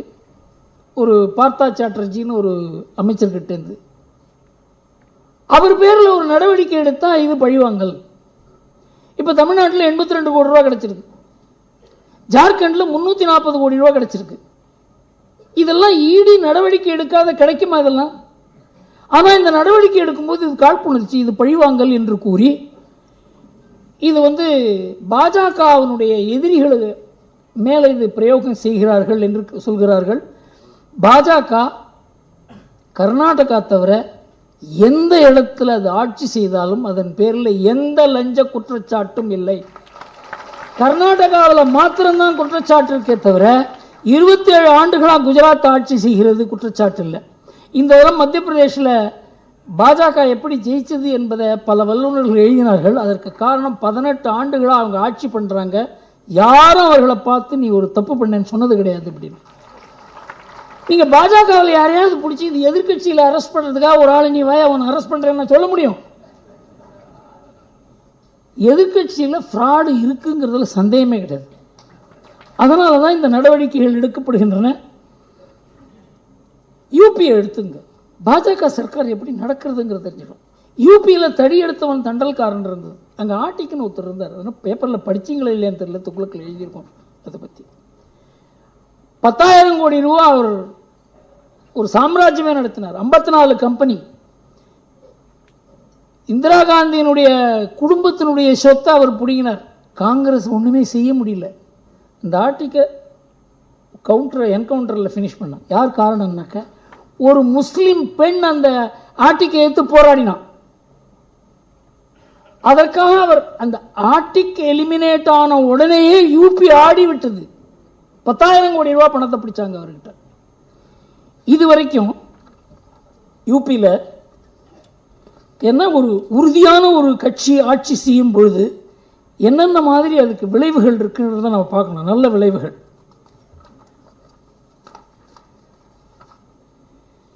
ஆறு ஆண்டுகளில் 10,000க்கும் மேலான என்கவுண்டர்கள்,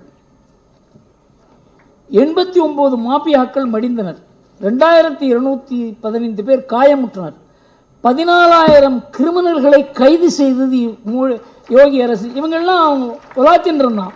இந்த ஜாதி அந்த ஜாதி இந்த மதம், அவனை தொட முடியாது, அவனை தொட்டா இந்த கான்ஸ்டியூன்சியில் ஜெயிக்க முடியாது. அதில் 2 போலீஸ்காரர்கள் இருந்தார்கள், 752 பேர் காயமுற்றார்கள். அரசாங்கம் விலை கொடுத்து தான் இதை செய்தாங்க. 6 மாதங்களில் 3000 கோடி சொத்துக்களை புல்டோசர் வைத்து இடித்தார்கள். ஏன்னா அதெல்லாம் கட்டினதெல்லாம் புறம்போக்கு நிலத்தில்.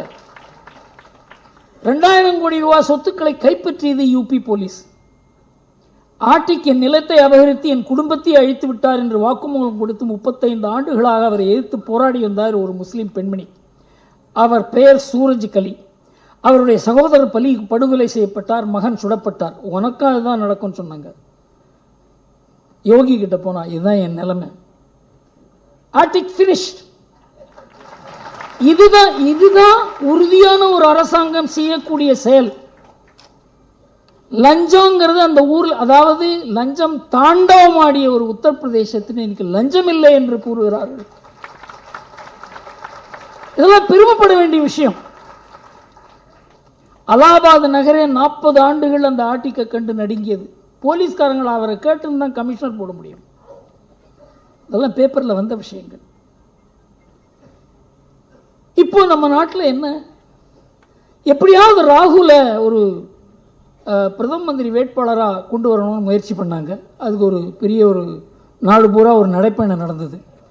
அதற்கப்புறம் கர்நாடகாவில் ஜெயித்த உடனே அவரால் தான் ஜெயித்தாங்க அப்படின்னு சொல்லி இப்போ இந்த 3 தேர்தலில் படுதோல்வி அடைந்த உடனே அவரை எப்படி மறுபடியும் முன்னுக்கு கொண்டு வரதுங்கிறதுக்காக பெரிய முயற்சி நடக்கிறது தெரியும் நமக்கு.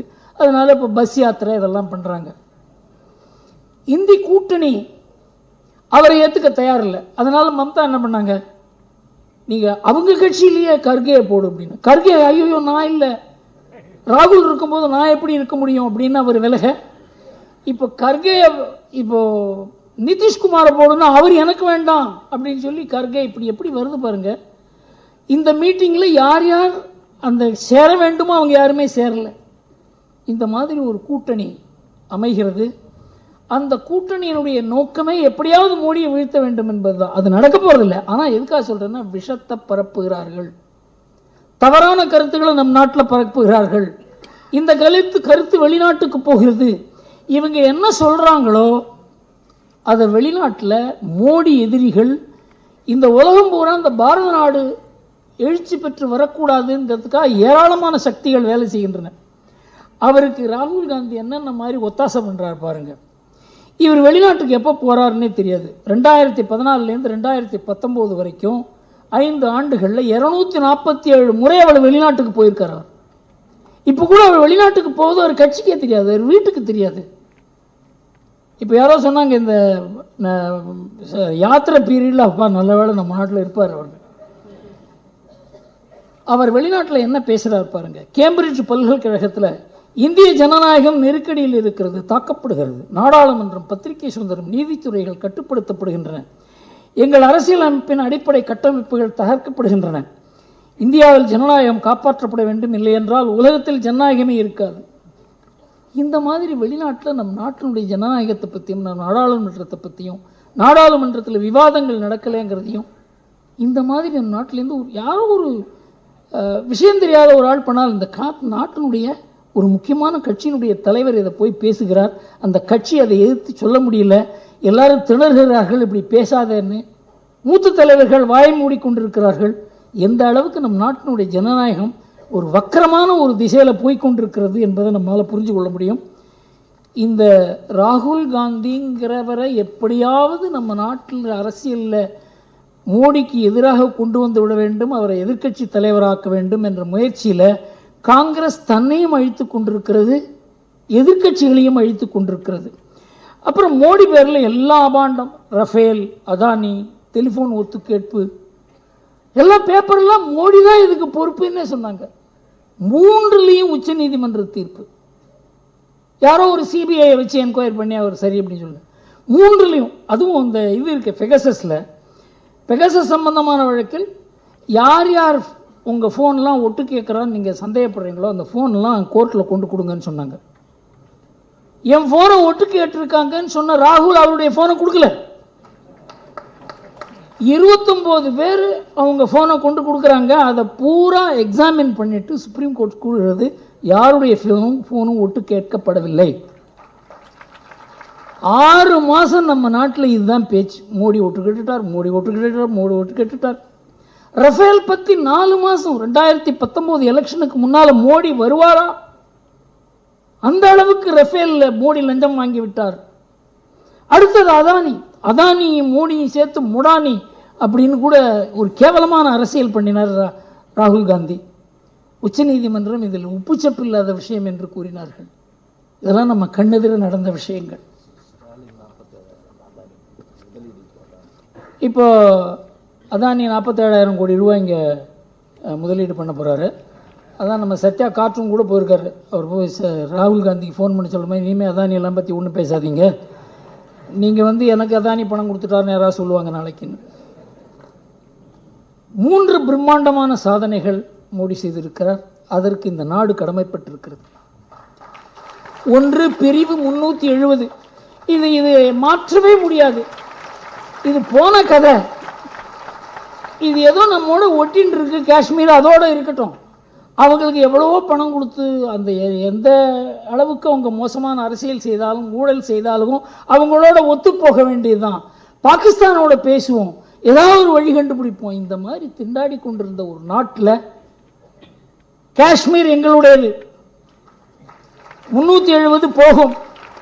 அந்த 370 போவதற்கு முன்னால் நான் எனக்கு அங்கே உள்ளே நடந்த சில டிஸ்கஷன்லாம் தெரியும். 3000 பேர் ஷாவார்கள், 50,000 பேர் இருக்காங்க அங்கே வெளியிலேருந்து சுற்றுலாவுக்கு போனவங்க. அவங்களெல்லாம் 4 நாளில் வெளில கொண்டு வந்தாங்க கவர்மெண்ட்டில். ஏனென்றால் இதெல்லாம் ரொம்ப நாளைக்கு 15 நாள் 20 நாள் பிளான் பண்ணி நடக்கிற விஷயம் இல்லை. 4 நாளில் 50,000 பேர் சுற்றுலா.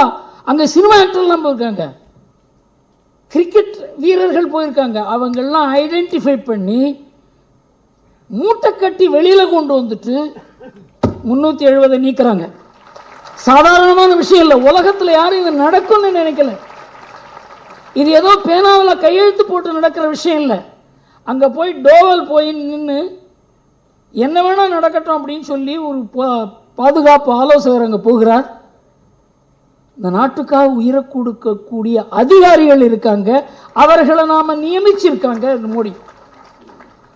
அவருக்கு ஒன்றும் விருப்பு இல்லை. இவர் நம்ம சம்பந்திக்கு தெரிஞ்சவரா, பக்கத்து வீட்டுக்காரர் தெரிஞ்சவரா, நம்ம ஜாதி ஆளா, இதெல்லாம் இல்லை. அதனால தான் இந்த மாதிரி ஒரு அதிகாரிகள் குழாமை தயார் பண்ண முடியுது.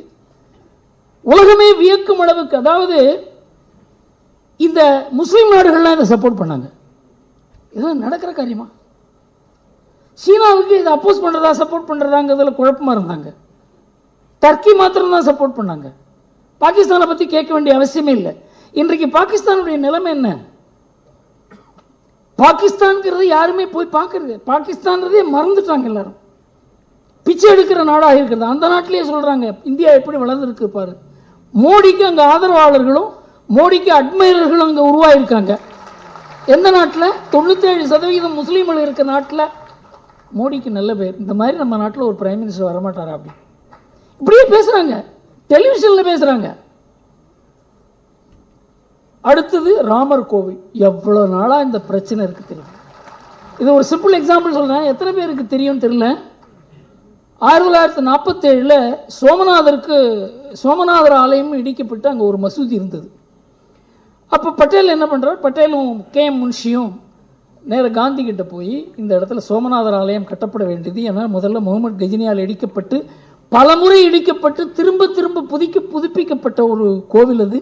அந்த இடத்துல மசூதி இருக்கிறது, அதை மாற்ற வேண்டும் என்று மகாத்மா காந்தி யங் இந்தியாவில் 1925 ஒரு கட்டுரை எழுதியிருக்கார். யாராவது ஒரு முஸ்லீம் ஹிந்து நிலத்தில் மசூதி கட்டினா அதை இடிக்கிறதுல தப்பு இல்லை அப்படின்னு எழுதியிருக்கார். அதையே கொண்டு நேருகிட்ட காமிச்சாங்க. அந்த மசூதி இடித்து அந்த இடத்துல கோவில் கட்டுவதற்கு government of India cabinet resolution போட்டாங்க. அதுக்கு ஒரு ட்ரஸ்ட் கான்ஸ்டிடியூட் பண்ணாங்க. அந்த ட்ரஸ்ட்டுக்கு கவர்மெண்ட் ஆஃப் இந்தியா பணம் கொடுக்கணும்னு சொன்னார். அந்த ரெசல்யூஷனில் காந்தி சொன்னார் கவர்மெண்ட் பணம் கொடுக்கக்கூடாது, மக்கள்கிட்டேருந்து தான் இந்த பணத்தை வாங்கி இந்த கோவிலை கட்ட வேண்டும் என்று. பட்டேல் இறந்த பிறகு கூட இந்த கோவில் கட்டுவதற்கு அரசாங்கம் எல்லா உதவியும் செய்தது.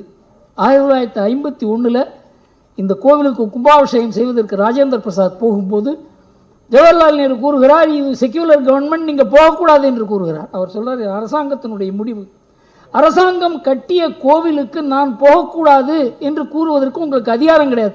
அப்படித்தான் நம்ம நாடு மாற ஆரம்பித்தது. ஜவஹர்லால் நேரு கூறுகிற சமய சார்பின்மை தான் நம்ம நாட்டினுடைய சமய சார்பின்மை. காந்தியோ பட்டேலோ கூறுவது அல்ல என்கிற 2 ஸ்ட்ரீம் நம்ம நாட்டில் உருவானதுக்கு முதல் காரணம் ராஜேந்திர பிரசாத சோமநாதர் கோவிலுக்கு போகக்கூடாதுன்னு ஜவஹர்லால் நேரு சொன்னதுதான். காது வச்ச மாதிரி அயோத்தியா, மதுரா, காஷி எல்லாம் முடிக்க வேண்டிய விஷயம், அதை ஒரு பிரச்சனையாக்கி 1976 இந்திரா காந்தி போய் அந்த மசூதி பிபி லால் கமிட்டியை வச்சு கமிட்டி சொல்கிறாங்க, இங்கே இருக்கிறதெல்லாம் கோவில் தாங்க, கீழே கோவில் மேலே மசூதி. KK முகமதுன்னு அவர் புக்கே எழுதியிருக்கார். நான் ஒரு இந்தியன் மலையாளி. அவர் சொல்கிறார், நாங்கள்லாம் அந்த டீமில் இருந்தோம். 1990 இந்த இடதுசாரி ஹிஸ்டோரியன்ஸ் தான் வந்து முஸ்லீம்ஸை தடுத்தாங்க, இதை கொடுத்துடாதீங்க ராம ஜென்மபூமியை, கொடுத்தாக்க பிஜேபி பெருசாக வளர்ந்துடும், ராமரே இங்கே பிறக்கலை, அவர் எங்கே ஈரானில் பிறந்தார், ராமர் இருந்தாருங்கிறதுக்கு எவிடன்ஸே இல்லை. இந்த மாதிரிலாம் சாதாரணமான மக்களுக்கு ஒரு மனசில் ஒரு வெறுப்பை ஊட்டி, ஆக்சுவலாக இதெல்லாம் பண்ணலை அப்படின்னாக்க பிஜேபியும் வளர்ந்துருக்காது, ராமஜென்மபூமியும் விஸ்வரூபம் எடுத்திருக்காது, ராமர் இல்லை என்றால் இந்த நாட்டுக்கு இந்த பெரிய ஒரு எழுச்சியே ஏற்பட்டிருக்காது. ஏன்னா அந்த மூமெண்ட்லாம் நாங்கள் இருந்தோம், அந்த சமயத்தில் அனுபவித்தோம். ராமருடைய பவர் என்னங்கிறத நான் சொந்த முறையில் அனுபவிச்சிருக்கேன். இன்றைக்கு நாடே மாறிவிட்டது. இதற்கு காரணம் ராமர் கோவில். அதை எப்படி பண்ணாங்க, எவ்வளோ அழகாக பண்ணாங்க. அதை உச்ச நீதிமன்றம் ஒரு மனிதாக தீர்வு கொடுக்கிறது. அதோடு எல்லாரும் ஏற்றுக்கொள்ள வேண்டியதான். கரண் சிங் சொன்னார், உச்ச நீதிமன்றம் தீர்வு கொடுத்தப்புறம் ராமர் கோவிலுக்கு போவனா மாட்டேனான்னு சொல்றதுக்கு ஒரு அருகதையே கிடையாது, நீ போகணும், அதுதான் ஒரே கடமை. இன்றைக்கு என்னாச்சு, காங்கிரஸ் ராமர் கோவிலுக்கு போக வேண்டாங்கிற முடிவை ஏன் எடுத்தாங்க? அவங்களுக்கு பெரிய பிரச்சனையே முஸ்லீம் லீக் கேரளாவில் வயநாடு தொகுதியில் ராகுல் காந்தியை சப்போர்ட் பண்ணலை அப்படின்னு சொன்னால் ராகுல் காந்தி பார்லிமெண்ட்டுக்கு போக முடியாது. இதை நாம் எழுதியிருக்கோம். முஸ்லீம் லீக் என்ன தெரியுமா சொன்னாங்க, இடதுசாரிகள்லாம் போக மாட்டேன்னு சொல்லியிருக்காங்க, நீங்கள் போயிடுவீங்களா? Entire Congress, it's electoral fortunes in North India has been compromised for 1 parliamentary seat. இதான் உண்மை. இது ராமர் கோயிலுக்கு எதிரான முடிவில்லை. அதனால என்னாச்சு, காங்கிரஸில் chief ministers, ministers, party leaders எல்லாரும் நாங்கள் கோயிலுக்கு போவோம்னு சொல்கிறாங்க. கட்சி எடுத்த முடிவு வேற, கட்சியில் இருக்கவங்க அதை பார்க்கறது வேற. அதனால் இது ஒரு பெரிய பிரச்சனைகள், அதாவது 30, 40, 50 வருஷமாக இருக்க பிரச்சனைகளை ஒரு அரசாங்கம் வந்து அவங்க சால்வ் பண்ணுறதுங்கிறது அவ்வளோ ஈஸி கிடையாது. இதில் பாகிஸ்தானை அப்படியே அடைக்கினது, நம்ம மிரட்ட முடியாத சைனா. எப்போ பார்த்தாலும் மிரட்டுவாங்க. மிரட்டல் அப்படி என்றது எழுச்சி பெற்ற பாரதம். நம்பர் 1 தலைவர் நரேந்திர மோடிங்கிறத மார்னிங் கன்சல்ட்டுங்கிற ஒரு, அது நமக்கு அதுக்கு சம்பந்தமே கிடையாது. உலகத்தில் இருக்க ஜனநாயக நாடுகளில் எந்தெந்த தலைவர்களுக்கு அதிக மதிப்பு இருக்கிறது என்று கணக்கிடும் ஒரு ஒரு அமைப்பது 3 ஆண்டுகளாக 4 ஆண்டுகளாக மோடி தான் உலகத்திலேயே ஒரு தலையாய தலைவர் என்றதை அவங்க சொல்லிட்டு இருக்காங்க. எல்லாம் கீழே தான். எல்லா நாட்டு தலைவர்களும் பைடன் உட்பட எல்லாருமே கீழே தான். இது நம்ம நாட்டில் இதை பற்றி பெருமையாக பேசுவது கூட கிடையாது யாரும். இது நாம செய்யறதில்லை, உலகத்திலேருந்து நமக்கு வந்திருக்க முடியும். Italy prime minister, Australia prime minister, France, British, Russia, Muslim நாடுகள் எந்த இடத்துல போனாலும் இவருக்கு பெரிய பெரிய விருதுகள். இவர் பாஸ்ன்னு கூப்பிடுறார் ஆஸ்திரேலியன் பிரைம் மினிஸ்டர். இவரை மாதிரி ஒரு அட்ராக்டிவ் லீடர் கிடையாதுன்னு சொல்றாங்க இத்தாலியன் பிரைம் மினிஸ்டர். இதெல்லாம் இந்த நாட்டுக்கு உள்ள அங்கீகாரம், ஒரு தனிநபரனுடைய அங்கீகாரம் கிடையாது. நாடுனால அவருக்கு மதிப்பு, அவரனால நாட்டுக்கு மதிப்பு. அதனால நம்ம நாட்டினுடைய பொருளாதார வளர்ச்சி, அரசியல் வளர்ச்சியை தவிர இது எனக்கு இந்த டிசிஷன் எப்படி எடுக்கப்பட்டது என்று கூட எனக்கு தெரியும். யுக்ரைன் 24 மணி நேரம் தான் டைம் இருந்தது பிரைம் மினிஸ்டருக்கு எந்த மாதிரி முடிவு எடுப்பது என்று. நம்முடைய வெளியுறவுத்துறை கூட இதுக்கு சாதகமாக இருந்திருக்க மாட்டார்கள். அவர் இருக்கிறார். இந்த முடிவு தான் இன்றைக்கு உலகமே ஆடிவிட்டது. அந்த முடிவினால் உலகத்தினுடைய ஒரு நாட்டுக்கு இருக்க உறவுகள் மாறிவிட்டன. நடுநிலை நாடுகளுக்கு எல்லாத்துக்குமே ஒரு கையில் ஒரு தனி அதிகாரம் வந்திருக்கிறது. உலக வல்லரசுகளுக்கு அவங்களுடைய அதிகாரம் குறைந்திருக்கிறது. The world order is changing because of India. இப்ப என்ன ஆயிடுது?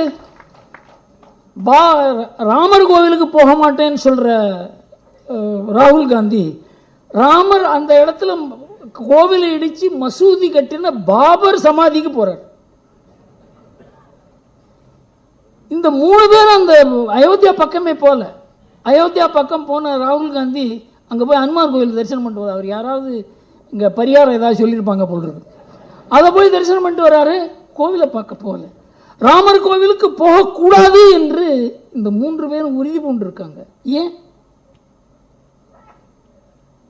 இந்த ராமர் கோவில் அப்படிங்கிறது அவங்க பிஜேபி கையிலே கொடுத்துட்டாங்க. ராமர் கோவில மாத்திரம் இல்லை, வந்தே மாதரம், ராமராஜ்யம், இது எல்லாமே பிஜேபி கையில் கொடுத்துட்டாங்க. இதில் என்ன ஆச்சுன்னாக்க, சுதந்திரத்துக்கு முன்னால் இருந்த காங்கிரஸினுடைய அந்த ஸ்தானம் பிஜேபி கையில் காங்கிரஸ் தானமாக கொடுத்து விட்டது. இது காரணம் வாக்கு வங்கி அரசியல்.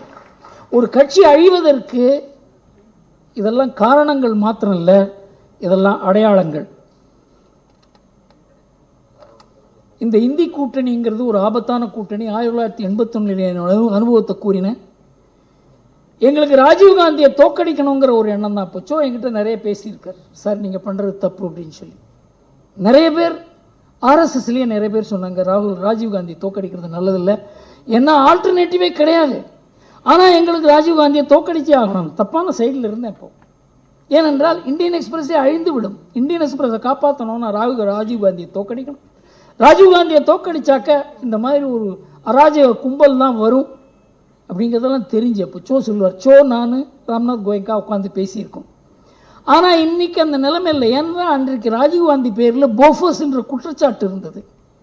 இன்றைக்கு மோடி பேரில் ஒரு குற்றச்சாட்டு கிடையாது. ஒரு தூய மனிதர், அவருக்கு ஒன்றுமே கிடையாது. அமித்ஷா சொல்வார், பல நாளைக்கு அவர் சாப்பிட கூட மாட்டார் அப்படிம்பார். இதெல்லாம் அவங்க கிட்ட இருக்கவங்க, நெருங்கி பழகினவங்க, நண்பர்கள். அந்த மாதிரி ஒரு தலைவர் இருக்கிறதுனால தான் அவரால் இந்த உலகத்தையே ஏற்று நிற்க முடியுது. நம்ம நாட்டில் இருக்கவங்கலாம் நத்திங். இன்னைக்கு அவர் உலக சக்திகள் அவரை ஏற்று அவரை டார்கெட் பண்ணுற மாதிரி நம்ம நாட்டில் யாருமே பண்ண முடியாது. அவர்களெல்லாம் ஏற்று நிற்கிறார் அவர். இந்த ஒரு நிலைமையில் தமிழ்நாட்டில் ஒரு துர்பாக்கிய நிலைமை. இந்த திமுகவை எதிர்த்து ஒரு கூட்டணி அமையாது. அதுக்கு முழு பொறுப்பு எடப்பாடி பழனிசாமி தான். திமுகவுக்கு இந்த தேர்தலில் ஒரு பெரிய ஒரு அட்வான்டேஜ் கிடைத்திருக்கிறது என்றால் அதனுடைய முழு பொறுப்பையும் எடப்பாடி தான் ஏற்க வேண்டும். இந்த தேர்தலில் நாம் எல்லாரும் ஒரு முடிவு பண்ணணும், ஒருத்தர் 100 பேர்கிட்ட பேசணும், பாஜகவுக்கு தான் ஓட்டு போட வேண்டும் என்பதை நாம் முடிவு பண்ணணும். இது நம்முடைய கடமை. இதில் கட்சியே கிடையாது. ஏனென்றால் பாஜக வளருவது ஒன்றுதான் இன்றைக்கு திமுகவை எதிர்கொள்வதற்கு வழி. அதிமுக திமுக எதிர்ப்பை கைவிட்டு விட்டது.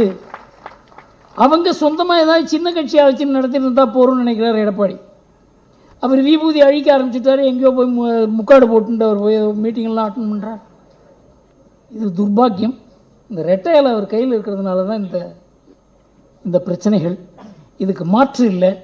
திமுக ஒழிக்கப்பட வேண்டும் என்பதில் நமக்கு 2 கருத்து கிடையாது. ஆனால் அதற்கு சாதகமான ஒரு சூழ்நிலையை உருவாக்க முடியாத ஒரு நிலைமையில் நாம் இருக்கோம். எப்படி இருந்தாலும் பல மெஜாரிட்டி ஆஃப் த பிளேசஸில் டிஎம்கே தோக்கடிக்கிறது தான் நம்முடைய கடமை என்பதை நாம் மனதில் வைத்து இந்த எலெக்ஷனில் வேலை செய்வோம். Thank you very much.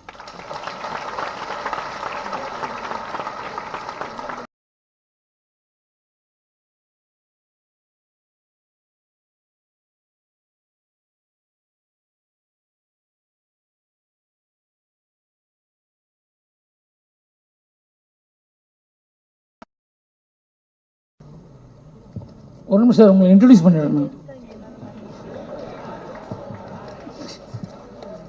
இங்கே பார்த்த காணும்.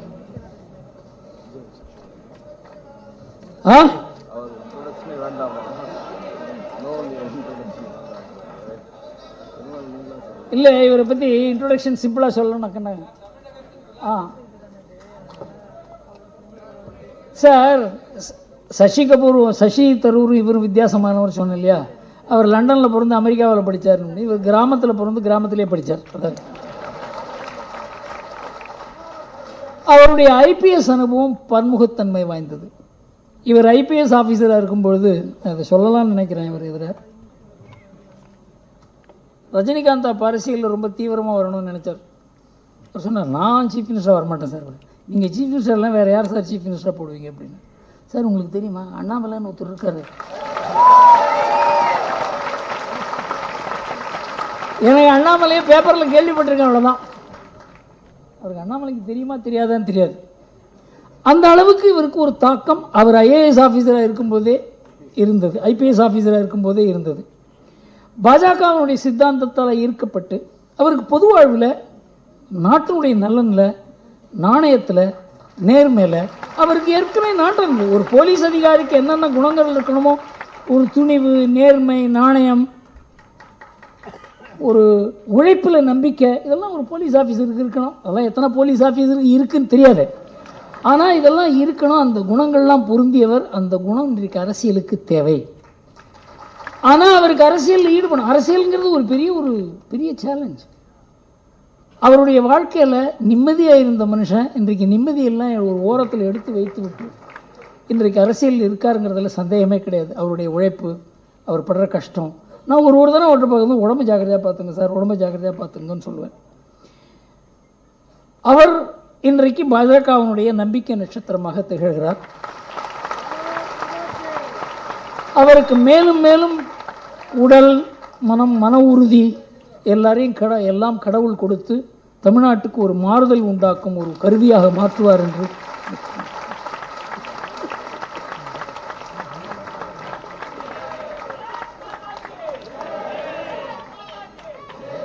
தமிழக பாஜக தலைவர் திரு அண்ணாமலை அவர்களுக்கு துக்ளக் டிஜிட்டல் சார்பாக ஸ்ரீதர் காமக்கோடி அவர்கள் நினைவு பரிசு வழங்குகிறார்.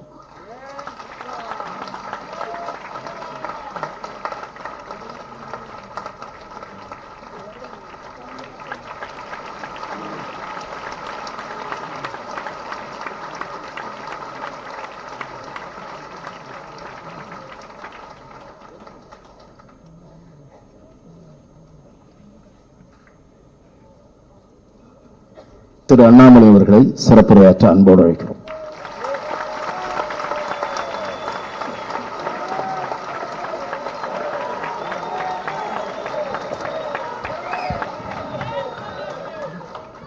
அன்பார்ந்த பெரியவர்களே, தாய்மார்களே, எனக்கு தெரியும் இது ஒரு மதிப்பு மிகுந்த ஒரு மேடை, ஜாம்பவான்கள் நடந்திருக்கக்கூடிய மேடை, இந்தியாவினுடைய அரசியலை 54 ஆண்டுகளாக தீர்மானித்த ஒரு மேடை, எப்பொழுதும் கூட உண்மையின் பக்கம் நின்ற ஒரு மேடை. பெரிய பெரிய மேதைகள் இந்தியாவில் குறிப்பிட்டு சொல்லக்கூடிய மனிதர்கள் எல்லோரும் இந்த விழாவிற்கு வந்து ஜனவரி மாதம் 14ஆம் தேதி பேசியிருக்கின்றார்கள். இத்தனை ஆண்டு காலமாக ஒரு துக்ளக் புத்தகத்தை ஒரு கடையிலே வாங்கி படித்த மனிதன் நான். கடந்த 4 ஆண்டுகளாக அந்த இருக்கையில் அமர்ந்து பேசுகின்ற மனிதர்களை ரசித்தவன் நான். இன்று துக்ளக், குறிப்பாக அதனுடைய ஆசிரியர் ஐயா குருமூர்த்தி அவர்கள் எனக்கு ஒரு வாய்ப்பு கொடுத்திருக்கின்றார்கள். முக்கியமாக இந்தியாவினுடைய இன்றைய அரசியல் 2024 தேர்தல், அதை பற்றி பேச வேண்டும் என்பது என்னுடைய எண்ணம். அதே நேரத்தில் எனக்கு முன்பு இருக்கையில் அமர்ந்திருக்கக்கூடிய மனிதர்கள், குறிப்பாக நான் தமிழறிவி மணியன் ஐயா அவருடைய பெயரை குறிப்பிட்டு சொல்ல விரும்புகின்றேன். அதை போன்ற பெரிய மனிதர்கள் எல்லாம் இருக்கின்றார்கள். அரசியலில் மிகப்பெரிய மாற்றம் நடத்தி காட்ட வேண்டும் என்று துடிக்கக்கூடிய, என்னை விட அறிவிலே, ஆற்றலிலே, எண்ணத்திலே, பலத்திலே, சிந்தனையிலே உயர்ந்த மனிதர்கள் அமர்ந்திருக்கின்றார்கள். அவர்களுக்கும் என்னுடைய வணக்கத்தை தெரிவித்து, 1963ஆம் ஆண்டு சோ ஐயா தன்னுடைய நாடக நடிப்பில், சினிமா நடிப்பில் நமக்கெல்லாம் அறிமுகமாக ஆரம்பித்தாங்க. கிட்டத்தட்ட 20 மேடை நாடகங்கள், 180க்கும் மேற்பட்ட சினிமா படைப்புகள். பார்க்கின்ற எல்லா மனிதரும் கூட சிரிப்பது மட்டுமல்ல, சிந்திக்க தூண்டிய ஒரு மிகப்பெரிய ஒரு மகான். நாங்கள்லாம் இங்க நிக்கிறதுக்கு ஒரு மிக முக்கியமான காரணம், 2008 ஜனவரி மாதம் 14ஆம் தேதி நம்முடைய பாரத பிரதமர் நரேந்திர மோடி அவர்கள் இருக்கையில் அமர்ந்திருந்த பொழுது, அப்பொழுது குஜராத்தினுடைய முதலமைச்சராக அமர்ந்திருந்த பொழுது, உங்களுக்கு தெரியும், அதற்கு முன்பு நடந்த குஜராத் சட்டப்பேரவை தேர்தலில் மெர்ச்சன்ட் ஆஃப் டெத் என்கின்ற வார்த்தை பயன்படுத்தப்பட்டிருந்தது. அப்ப சோ ஐயா சொன்னாங்க, ஆமாம் இவர் மெர்ச்சன்ட் ஆஃப் டெத் தான். Merchant of death for nepotism, merchant of death for corruption, merchant of death for bureaucratic inefficiency, merchant of death for darkness and despair. இதை போன்ற ஒரு மிகப்பெரிய ஒரு நெரேட்டிவை இந்தியா மக்கள் எல்லோரும் பார்க்கும் அளவுக்கு 2008 சோ ஐயா சொன்னாங்க. இன்னைக்கு ஒரு வேளை சோ ஐயா இருந்திருந்தால், 2024 அந்த பெரிய மனிதர் மேடையில் இருந்திருந்தா, கண்டிப்பா இன்னொரு வார்த்தையை சேர்த்திருப்பார். Yes, he is the merchant of death for dynastic political parties என்கிற வார்த்தையை சேர்த்திருப்பார். இந்த 2024 தேர்தலை தீர்மானிக்கக்கூடியது, இந்திய அரசியல் எந்த பாதையிலே செல்ல வேண்டும் என்பதை தீர்மானிக்கக்கூடிய இந்தி கூட்டணி ஒரு பக்கம், குறிப்பாக எல்லோருடைய மகன் அதில் இருக்கிறாங்க. ராஜீவ்காந்தி ஐயாவுடைய மகன்ல இருந்து ஆரம்பித்து, லல்லு பிரசாத் ஐயாவுடைய மகன்ல இருந்து ஆரம்பித்து, முலாயம் சிங் ஐயாவுடைய மகன்ல இருந்து ஆரம்பித்து, பால் தாக்கரே ஐயாவுடைய மகன்ல இருந்து ஆரம்பித்து, கலைஞர் கருணாநிதி ஐயாவுடைய மகன்ல இருந்து ஆரம்பித்து, அல்லது சில பேருடைய நெருங்கிய உறவினர்கள் எல்லாம் உறவினர்கள் இந்தி கூட்டணி ஒரு பக்கம் இருக்கிறாங்க. இன்னொரு பக்கம் அரசியல் எப்படி இருக்க வேண்டும், தி பியூரிட்டி ஆஃப் பாலிடிக்ஸ், ஒரு ஜனநாயகம் எப்படி இருக்க வேண்டும், ஒரு அரசியலில் எல்லோரும் எல்லா இடத்திற்கும் செல்லணும், மக்களுடைய அன்பும் ஆதரவும் எப்பொழுதும் இருக்கணும், ஒரு இன்டர்னல் டெமோக்ரஸி ஒரு கட்சியில் இருக்கணும். அந்த கட்சி ஒரு நாட்டை ஆளும் பொழுது மட்டும்தான் அந்த நாடு நிரந்தரமாக ஒரு வளர்ச்சி பாதையில் இருக்க முடியும் என்று காட்டக்கூடிய பாரதிய ஜனதா கட்சி ஒரு பக்கம். அது 2024 தேர்தலில் 2 அணிகளும் கூட மக்கள் மன்றத்தில் நின்று கொண்டிருக்கின்றோம்.